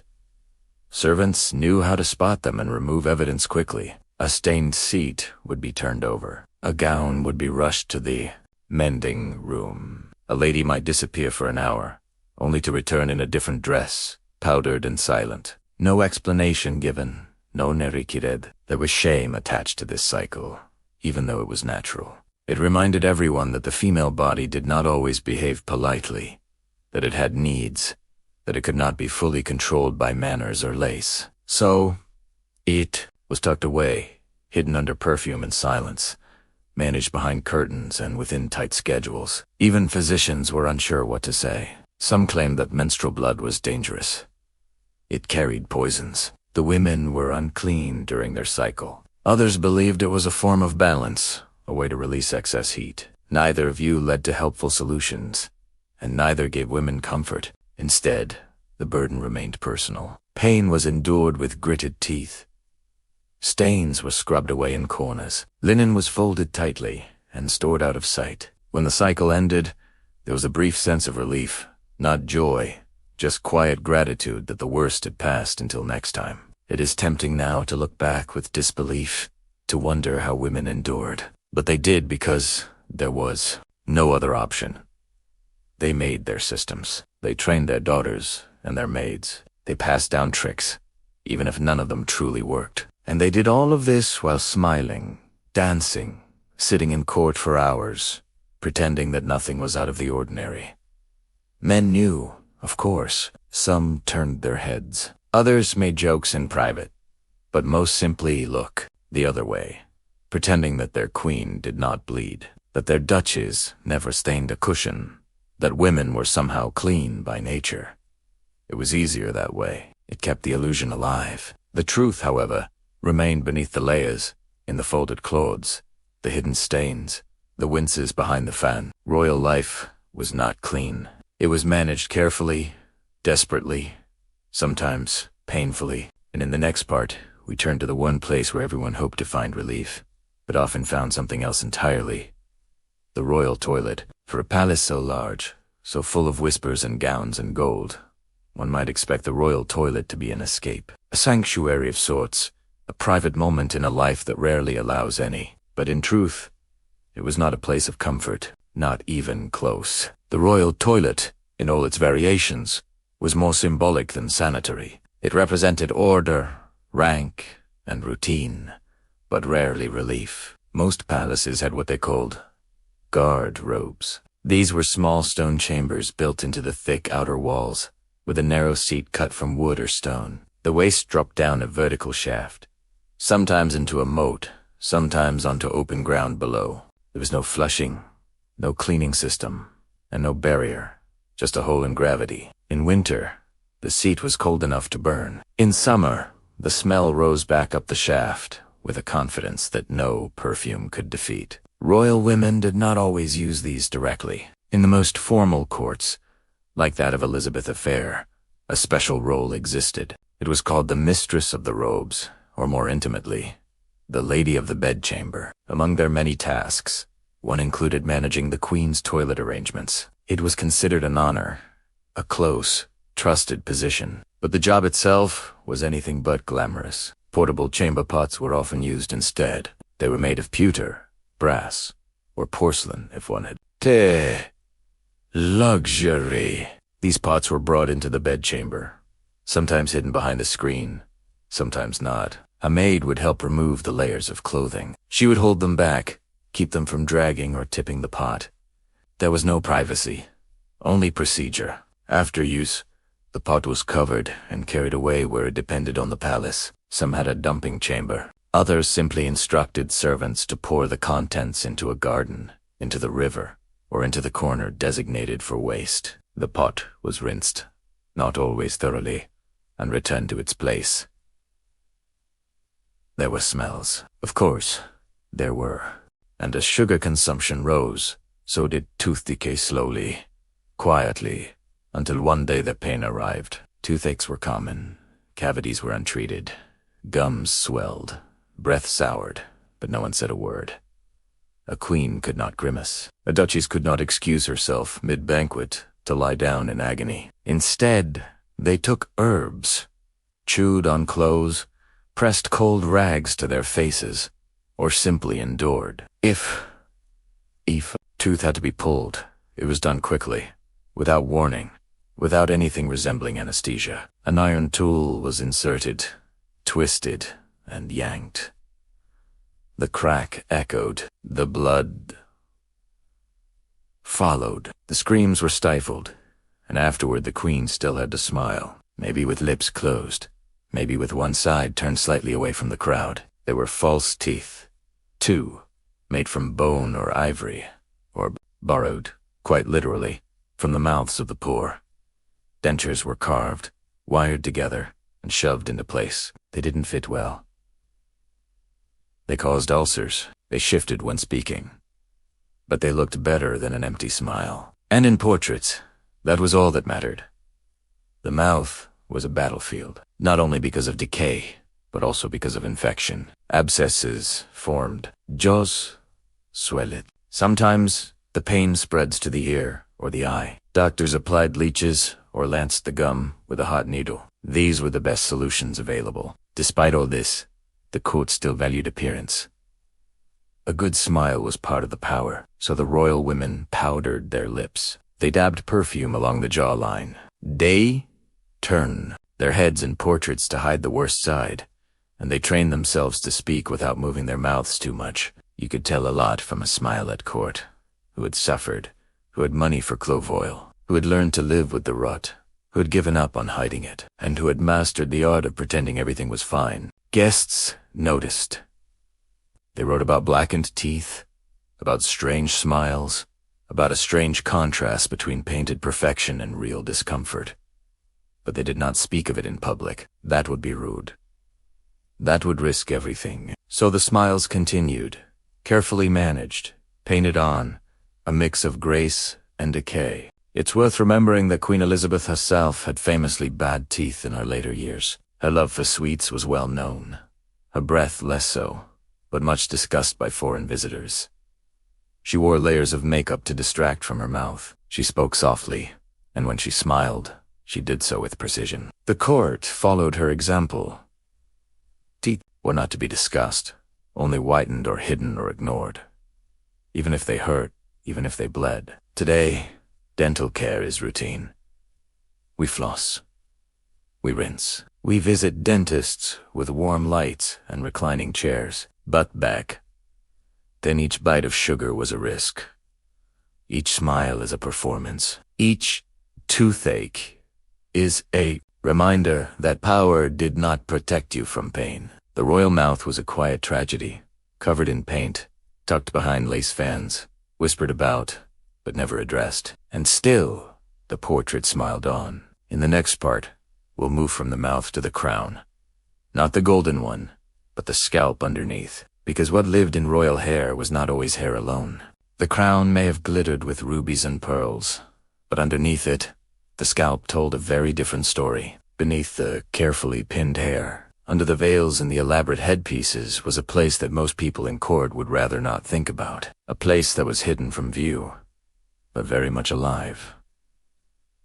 Because royal hair was not just a symbol of beauty. It was a quiet battleground. And it had tenants. Lice were everywhere. They were not a mark of poverty or poor breeding, or they were universal. Even queens scratched their scalps behind closed doors. Even duchesses asked their maids to search through the strands. There was no shame in it. Only silence. It was part of life, part of wearing heavy wigs, rarely washing, and sleeping in the same position night after night. The hair was rarely cut. That was a symbol of status. Long hair meant you were not a laborer. It meant you had time, help, and mirrors. But long hair also meant tangles. It meant days of build-up. It meant the perfect hiding place for pests. So women combed and combed every morning, every night. With fine tea, ivory, a horn, they went through each section, sometimes for hours. These combs were not just for styling. They were weapons meant to catch eggs, pull lice, and scratch at the irritated scalp. It was a painful ritual, but a necessary one. Some women rubbed vinegar into the roots. Others crushed herbs and oils into a paste. They believed rosemary might scare the lice, that lavender would soothe the itch. Sometimes it worked, often it didn't. Wigs complicated everything. Wigs were fashionable. They covered gray hairs. They created volume. They were styled into impossible shapes that no real hair could manage. But wigs were also warm and dark, and rarely cleaned. They were a paradise for lice, a portable nest. Once a wig was infested, it had to be boiled or burned. Few were willing to do either. Most simply powdered it, perfumed it, and hoped for the best. Underneath the wigs, the real hair suffered. The scalp was raw. The roots were weak. The smell was musty. The maids applied more powder, more oil. Anything to disguise what lingered, but the weight of the wig pressed down. The itch returned. The cycle continued. Head coverings made things worse. They were made of velvet, silk, and fur. They held in the heat. They trapped sweat. They were worn indoors and outdoors. They were rarely aired out. When removed at night, they left marks on the forehead and a line of dampness across the back of the neck. The next morning, they went right back on. Royal women often slept with their hair braided tightly to avoid tangles to preserve the wave, but the tightness pulled at the scalp, caused shears, created perfect folds for lice to lay eggs. When these women woke up, they reached for the comb again. Servants bore the brunt of it. They washed the clothes. They picked through the hair. They swept up the powder and the fallen strands. Some wore gloves. Most did not. It was an intimate job and an endless one. You could never truly get ahead of the lice. Only chase them. Every day, portraits lied as they always did. The hair in paintings was flawless. Each strand is smooth, each curl obedient. No sign of flaking, no sign of redness, no sign of the tiny creatures that made life miserable. That was not the image anyone wanted to remember. So it was painted out, but the women knew. They could feel it, especially during formal events when movement was restricted, when you could not scratch, when your crown had to stay perfectly centered. Every itch became a torment. Every tickle raises a question. Was it lace, rubbing your temple, or something else? There were attempts at solutions. Some courts imported powders from the East, claimed they killed lice on contact. Some maids boiled combs in wine. Some noble women shaved their heads entirely and wore wigs full-time. Bathhebing den the scalp. Ichti, alwais, dith. It became part of the rhythm of royal life. Comb in the morning. Powder at no and perfume in the evening. Scratch when no one was looking. Complain only to your closest maid and wear your crown as if everything beneath it was as serene as your painted smile. The irony was sharp. The most powerful women in the realm could not escape something as small as a louse. They could command armies, sign treaties, order executions, but they could not stop the itch that arrived just before dinner or the crawling feeling during mass. And still the court continued. Hair was braided, wigs were fluffed, crowns were polished. The pests endured. So did the women, not because they liked it, but because that was the cost of appearing perfect. And in the next part, we will look beyond the scalp and down the spine to the corsets, the stays, the layers of fabric that shaped royal bodies into ideals. Even if they made breathing an occasional luxury, underneath the powdered hair and behind the jeweled veil, the royal body was not just a canvas for luxury, but also a prisoner of fashion. Corsets were not soft accessories. They were stiff, tightly laced cages made of whalebone, canvas, and often lined with horsehair. These were not meant to comfort. They were built to reshape, to squeeze the waist, lift the chest, and force tea back into an unnatural line of upright elegance. And royal women wore them for hours, sometimes for entire days, sometimes even while sleeping. The discomfort wasn't the worst part. It was what happened beneath the fabric that made things particularly unpleasant. The corset hugged the body so tightly that it prevented proper airflow. Sweat accumulated in hidden folds. Skin, rubet, raw. Bruises formed where metal or bone pressed too long. The area under the breasts would often chafe. Rashes bloomed. It wasn't uncommon for a red line to remain long after the corset came off. But the corset didn't come off very often. That was part of the problem. Cleaning these corsets was another issue altogether, because they weren't washed regularly. You couldn't soak something stuffed with whalebone or lined with stiffened fabric.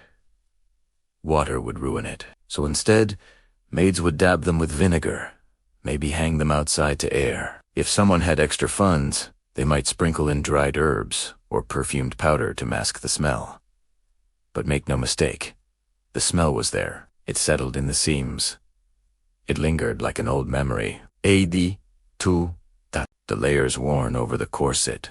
Chemise, bodices dresses, made of heavy brocade or velvet. Each layer trapped more heat, more moisture, more odor. And because washing those outer garments was expensive and risky, they weren't cleaned either. So the layers of clothing didn't just sit on the skin. They worked like a slow cooker, keeping everything warm, damp, and unpleasant. Sometimes fainting wasn't about drama.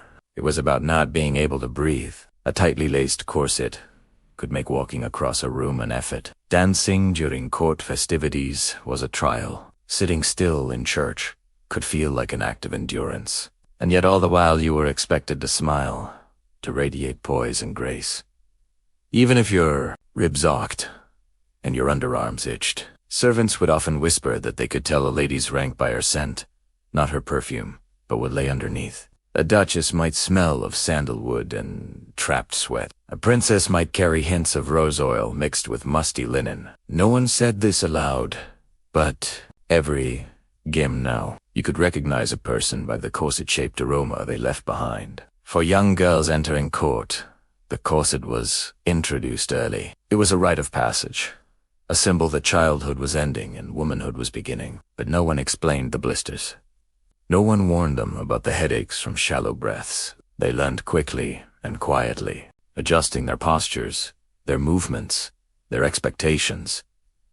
At times, a woman might loosen her laces in private, just a bit, enough to take a deep breath, or eat a little more at supper.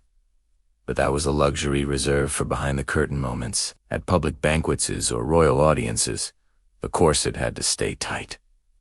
Appearances first, lungs second. Doctors occasionally voiced concern. They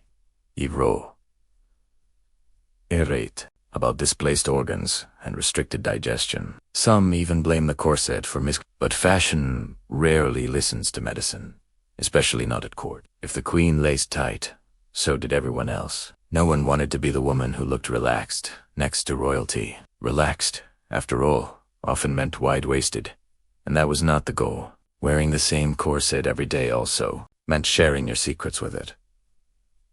It knew what you ate. It held on to the sense of last night's stew or today's spiced wine. It remembered your sweat, your fear, your stress. And unlike a friend, it never forgot. It held seat, pressed close. Whispers clung to it, the kind you couldn't perfume away. Corset days would sometimes snap. The sound was sudden, like a bone breaking, and it came with a mix of panic and relief. Panic because someone might notice. Relief because for one blessed moment, your body had a bit more room. Some women carried extras, others sent maids running. But everyone understood.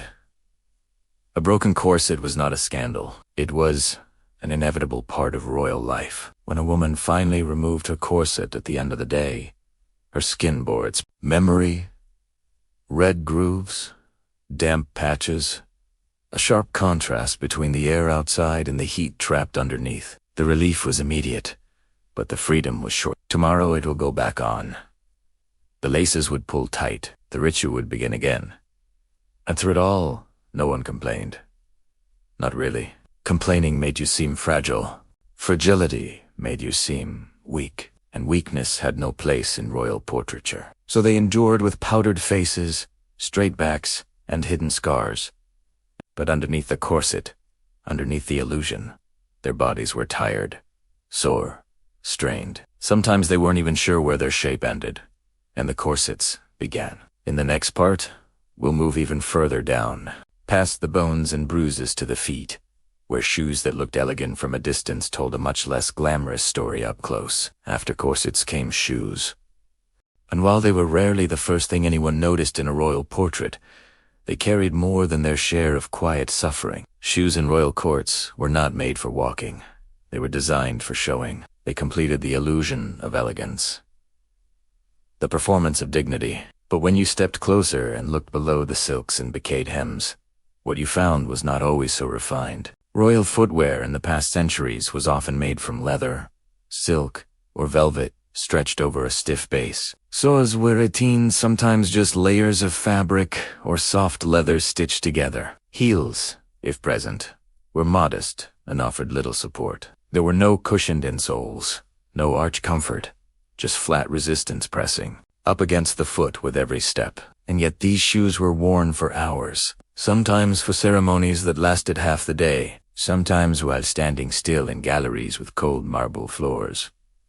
But discomfort wasn't the worst part. What truly turned these royal shoes into hygiene nightmares was how little they were cleaned. Feet enclosed and tight. Fibrin, impressed against non-breathable linings, would sweat, and that sweat had nowhere to go. The shoes absorbed it slowly, day after day, without ever being truly aired out. They were rarely washed. If the outside got dirty, it might be brushed if it smelled. Perhaps a sprig of mint or a puff of powder was tucked inside, but the inside that was left to ferment. And so over time, the shoes took on a life of their own. They began to develop a scent that was neither floral nor faint, a mixture of damp leather, old powder, and something unmistakably human. Each step carried the history of days before. The heat, the stress, the long walks down dark hallways or across sticky palace kitchens. You didn't just wear the shoes, you marinated in them. To make things worse, many royal women were expected to wear stockings. Underneath these were not modern cotton blends. They were usually wool or silk, tightly woven and rarely laundered. If a woman had 3 or 4 pairs, she was lucky. Often she would rotate them, brushing them off after each use. Washing them meant risking damage. So instead, they were hung near the fire, or aired near a window, freshened with herbs, but not scrubbed with soap, and its away. In private, maids sometimes gagged while removing shoes. They learned to hold their breath, to turn their heads, but they never said anything.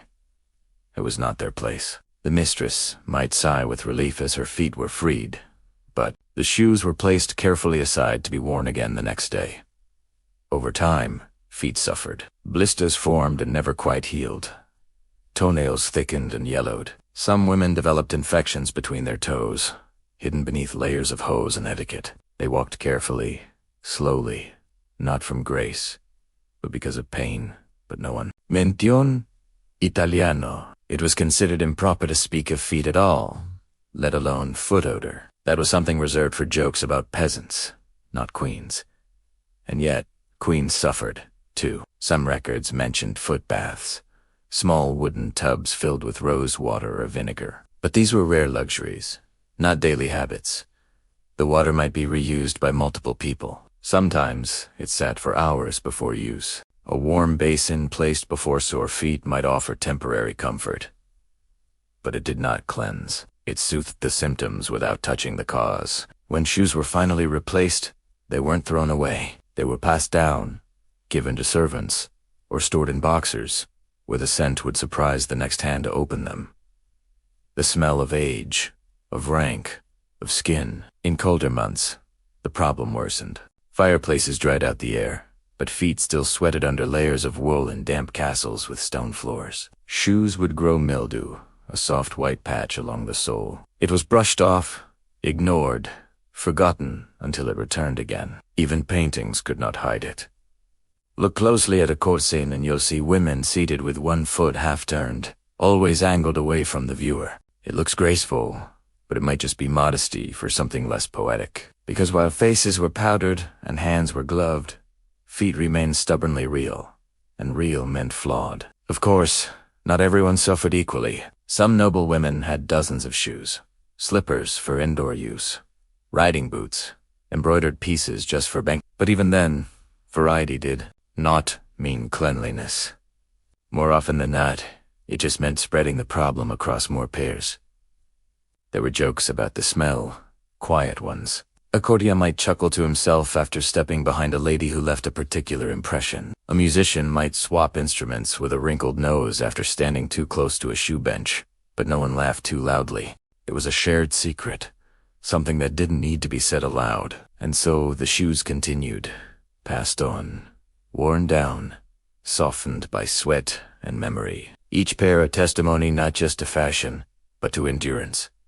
And when a woman limped, no one asked. They admired her grace, her elegance, her restraint, even if every step was a reminder that beauty in the court of kings and queens had a price. And that price was often paid in silence and in very damp stockings. Next, we'll rise again away from the feet and towards something far more delicate. A practice that mixed status with discomfort in a way few other things could. Powdered giene not just for beauty, but for hiding much more than wrinkles. Powdering the face may sound harmless today. A light dusting to reduce shine, maybe to even out the skin.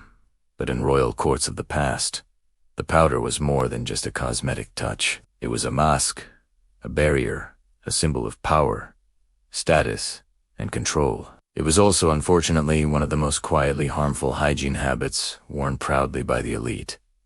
Let's start with the basics. The white powder most commonly used wasn't some innocent blend of chalk and cornstarch. It was often made from lead ground into a fine dust mixed with vinegar or rose water and smeared generously onto the skin. The whiter the face,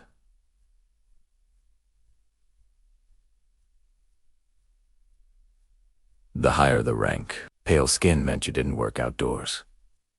It meant you had people to fetch your food, light your fire, lasso your gown. A healthy tan, that was for peasants, for royalty. The goal was ghostly. Applying this powder was a daily ritual. A thick base was spread across the forehead, cheeks, and chin. Then came the layers, more powder. Then sometimes a bit of color is added back in with crushed petals or iron oxide to create a blush. The irony was never lost on anyone. Women first wiped out all natural signs of life from their faces, then painted artificial life back on and carefully measured dots and swirls. But underneath all that, the skin couldn't breathe, pores were clogged. Sweat and oil had nowhere to go. Blemishes formed, irritations worsened, and then came the problem no one wanted to speak about. The smell, the combination of sweat trapped under lead mixed with aging perfume and skin oils, gave the powder a scent that didn't fade. Some describe it as sour. Others said it reminded them of wet fabric left in the sun. But everyone agreed it lingered. Powdered faces didn't stay pristine. They cracked during long dinners, melted slightly during warm ceremonies. Fine lines became more noticeable as the powder settled into creases. And yet, women reapplied. Not just once, sometimes 5 or 6 times a day. With each new layer, the weight increased. The air beneath the powder thickened. The skin beneath began to itch. Scratching wasn't an option, not in public. So women used fans not to cool themselves, but to discreetly tap at their cheeks. A tiny flick here, a soft flutter there. Anything to relieve the crawling sensation under all that product. At night, some attempted to remove the powder. They used vinegar-soaked cloths, or milk, or even urine in rare cases. But it never came off entirely. Some traces always remained, especially along the hairline and around the nose. And so the cycle began again the next day, layer upon layer, irritation upon irritation. Elizabeth was a notorious user of white lead makeup. Her face became a canvas of power, but also of secrecy. Underneath that pale mask were scars from smallpox. Her courtiers copied her look, not because they admired her condition, but because they feared falling behind in the fashion game. Looking healthy was less important than looking royal. And looking royal meant looking white. What people didn't realize or chose to ignore was that lead was slowly poisoning them. It caused hair loss, headaches, tremors, mood swings. Some even believe it shortens lives, but none of that mattered in the moment. What mattered was the impression, the illusion. A woman might feel faint. Her skin might flake beneath the powder. But as long as the room saw beauty, she had done her duty. The worst was in the summer. Heat mixed with heavy layers of clothing, stale air, and dense cosmetics. Powder mixed with sweat and dripped down collars. Maids tried to pat their mistresses dry without smudging their faces. Some nobles even kept extra collars to change midday, not for fashion, but to hide what the face left behind. The powder got everywhere. It clung to lace. It stained fans. It settled into the bristles of brushes that were never properly cleaned. Rooms used for dressing eventually smelled like powder and perfume, but with a hint of something sour beneath. The scent of skin under stress, of beauty under siege, and still no one stopped. The powder was as essential as jewels, more so. Even you might leave your necklace behind, but never your powder box. It was carried in pouches, displayed on dressing tables, and given as gifts. To be without it was to appear unfinished, and being unfinished at court could mean being forgotten. There was also an art to powdering.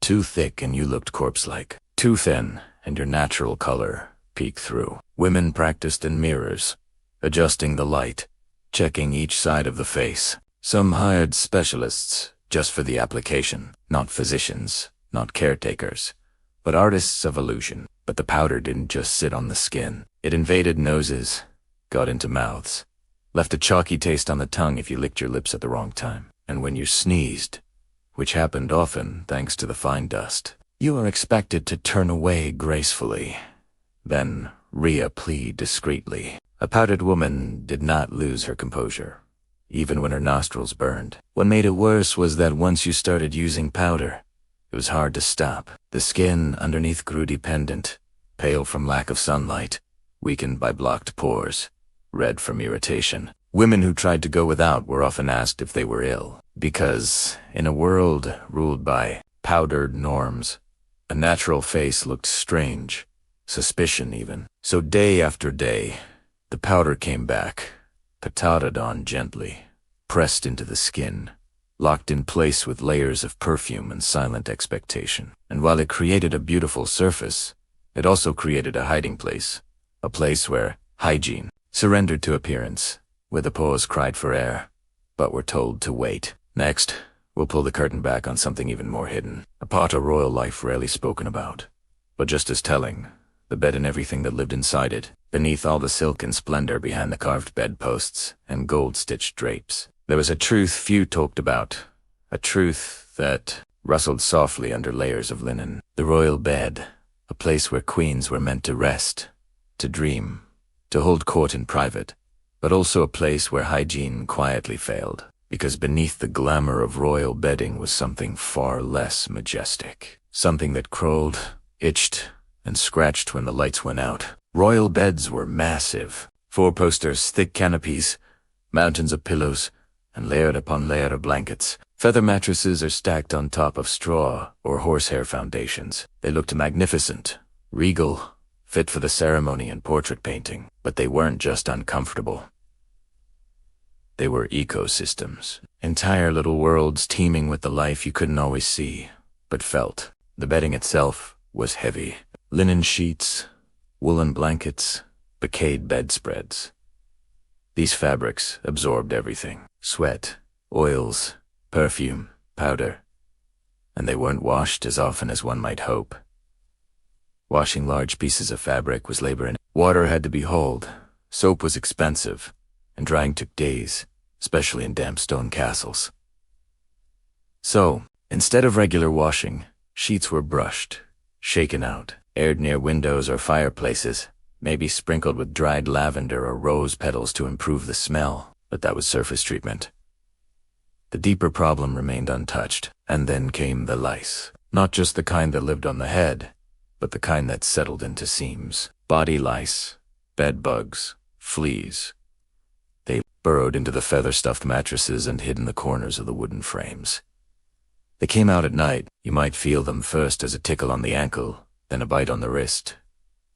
Red marks that didn't disappear by morning. Women scratched under their nightgowns and then covered the spots with powder by day. No one said anything because everyone, even royalty, was dealing with the same discomfort. Sometimes the court would bring in fumigators. They would burn herbs under the beds or wave incense around the chambers.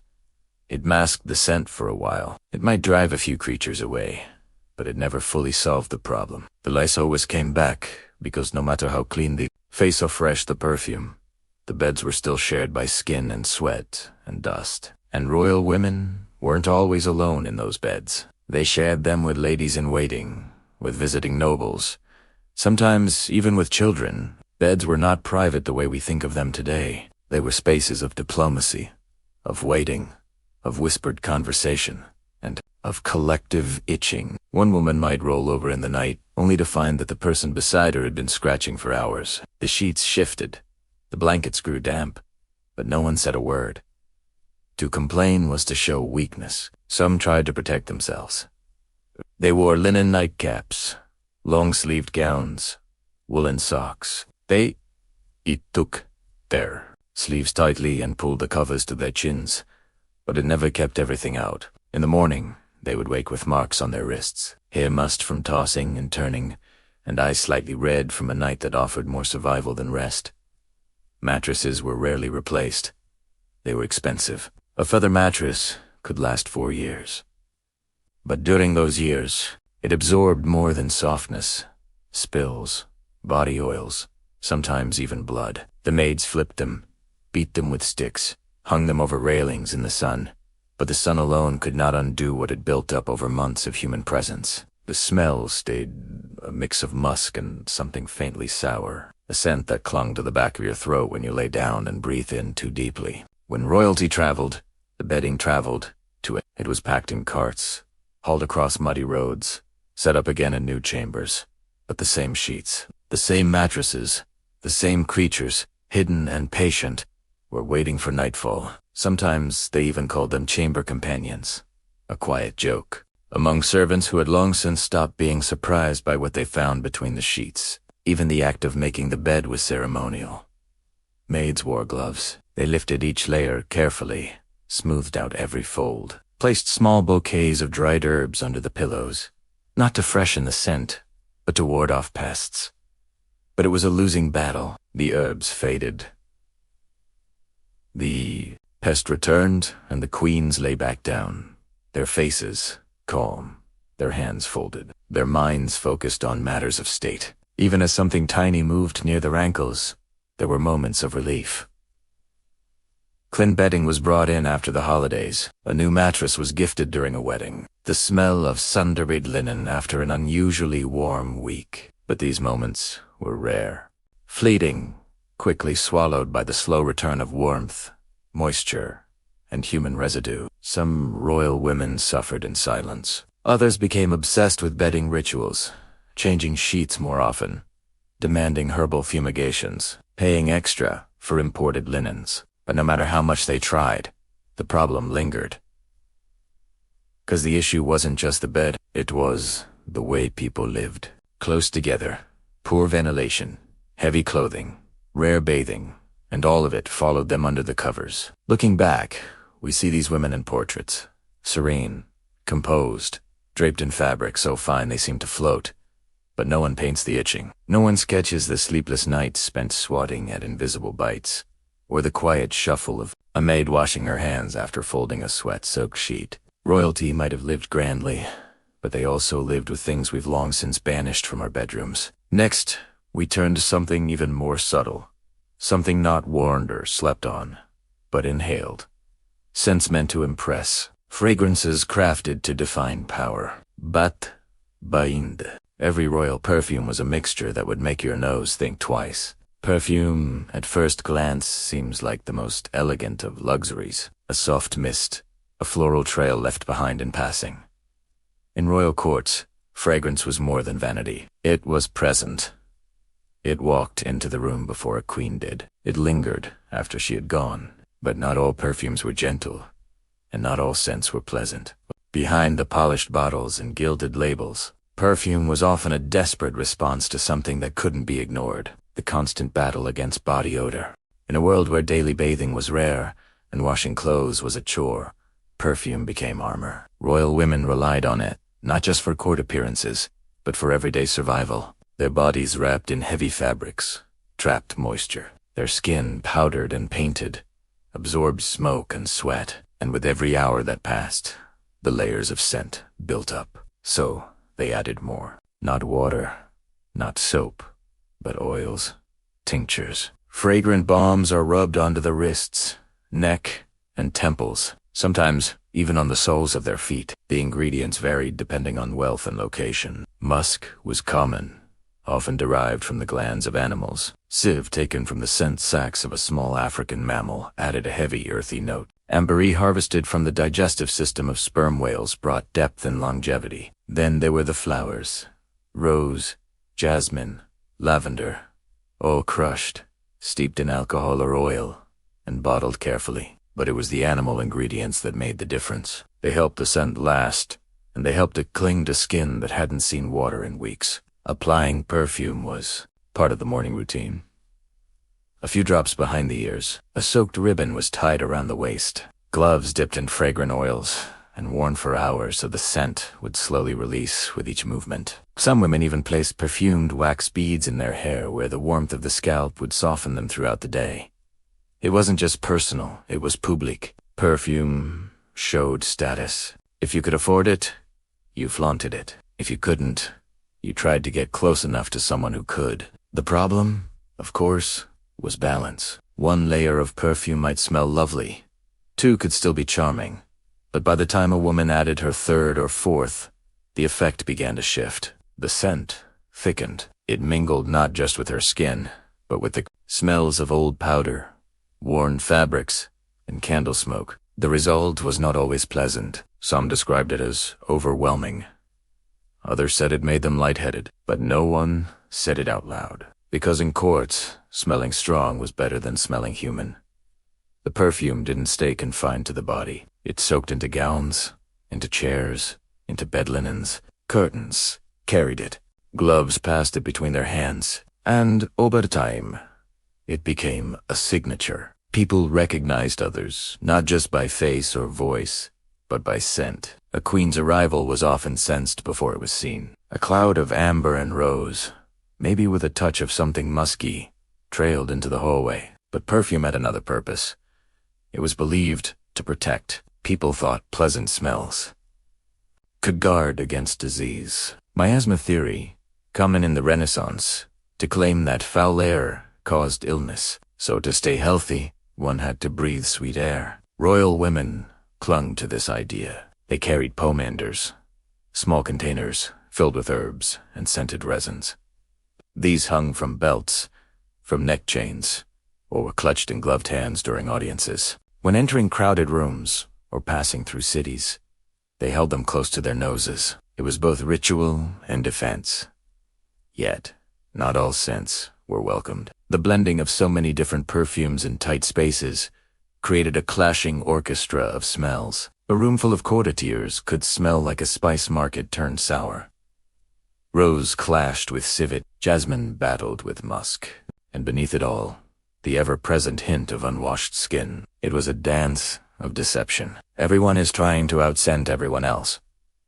No one is willing to admit the truth. Servants bore the brunt of it. They were the ones who prepared the oils, who aired out gowns that reek of last week's perfume, who tried not to cough while brushing fragrant powder from embroidered sleeves. Some developed headaches. Others became used to the constant cloud, but none had the luxury to speak. Their job was to enhance the illusion, to pretend the queen's scent came from flowers alone, and not from hours of desperate masking.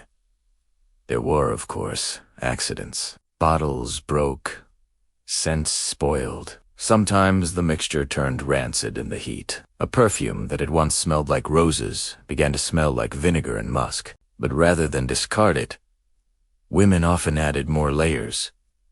A touch of orange blossom here, a splash of sandalwood there. It was like painting over a stained canvas again and again, hoping the fresh color would hide what lay beneath.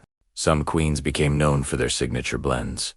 Elizabeth I was said to favor damask rose and cinnamon. Others leaned toward lavender and sage. But even these preferences changed over time. As their bodies aged and their skin changed, so did the way the perfume settled. A fragrance that smelled lovely on one woman might turn sharp and bitter on another. Still, the effort continued, because to appear without scent was to appear undone. And yet, when the perfume faded at the end of the day, the truth always returned.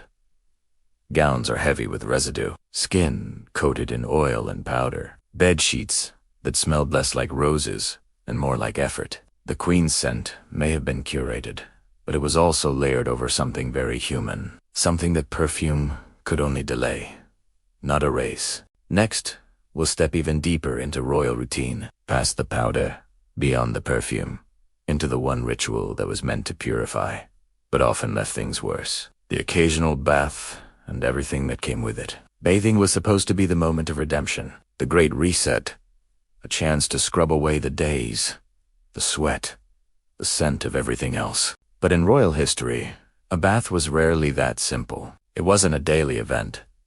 It wasn't even a weekly one. For many queens, it was an ordeal.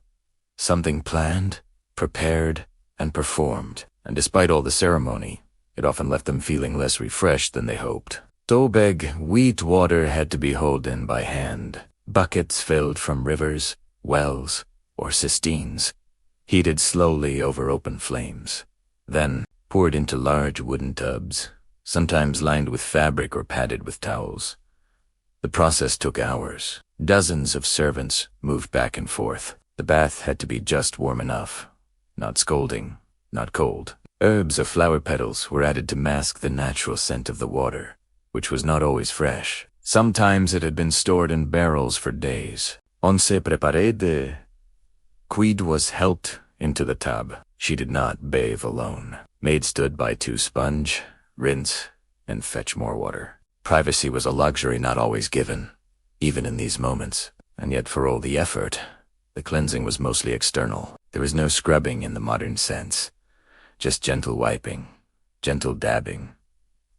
Little rose oil on the shoulders, a cloth to the feet. But the body in its fullness remained more or less untouched. The soap, when used, was different, too. Not the bubbly, fragrant bars we know today. It was quartzy, often made with animal fat and ash. It stung if it got into the eyes. It dried the skin. Some women avoided it altogether, preferring to rely on scented oils to give the illusion of freshness. They would emerge from the bath glistening, not because they were clean, but because they were covered in something meant to smell better than sweat, and there were risks. Bathing was thought to open the pores. Open pores were believed to let in disease. Some doctors advised against it altogether. Better to remain dry and healthy than clean and vulnerable. So many queens bathed only when necessary, before major ceremonies, weddings, childbirth, a coronation, or when illness made it unavoidable. In between, they relied on other tools. Linen cloths rubbed under the arms, sprigs of rosemary tucked into corsets, powders sprinkled liberally across the back. Even the tubs themselves were suspicious. Wood absorbed moisture and began to smell. Metal grew cold too quickly. Some tubs were lined with leather or cloth to make them more comfortable. But these linings were rarely cleaned between uses, and so the very place meant to purify the body became a trap for bacteria. A bath could leave a woman feeling relaxed, yes, but also itchy, rash, or simply disappointed. And when it was over, the drying process began slowly, layered by layer. Towels were coarse, not soft. Hair was rarely washed with water, so it remained wrapped in cloth or left untouched. The skin was patted down, then coated again in oils. By the end of it, the queen looked polished, regal, ready for another day at court. But beneath the surface, she carried the same discomfort as before. Only now, masked in lavender and sweat. All of this was considered normal. Expected. No one believed royalty smelled like soap and rainwater. They smelled like people. People under pressure. People in bocade. People who had to maintain appearances at all costs. And that maintenance did not include plumbing or hygiene standards. It included an illusion, layers of scent, rituals of dusting.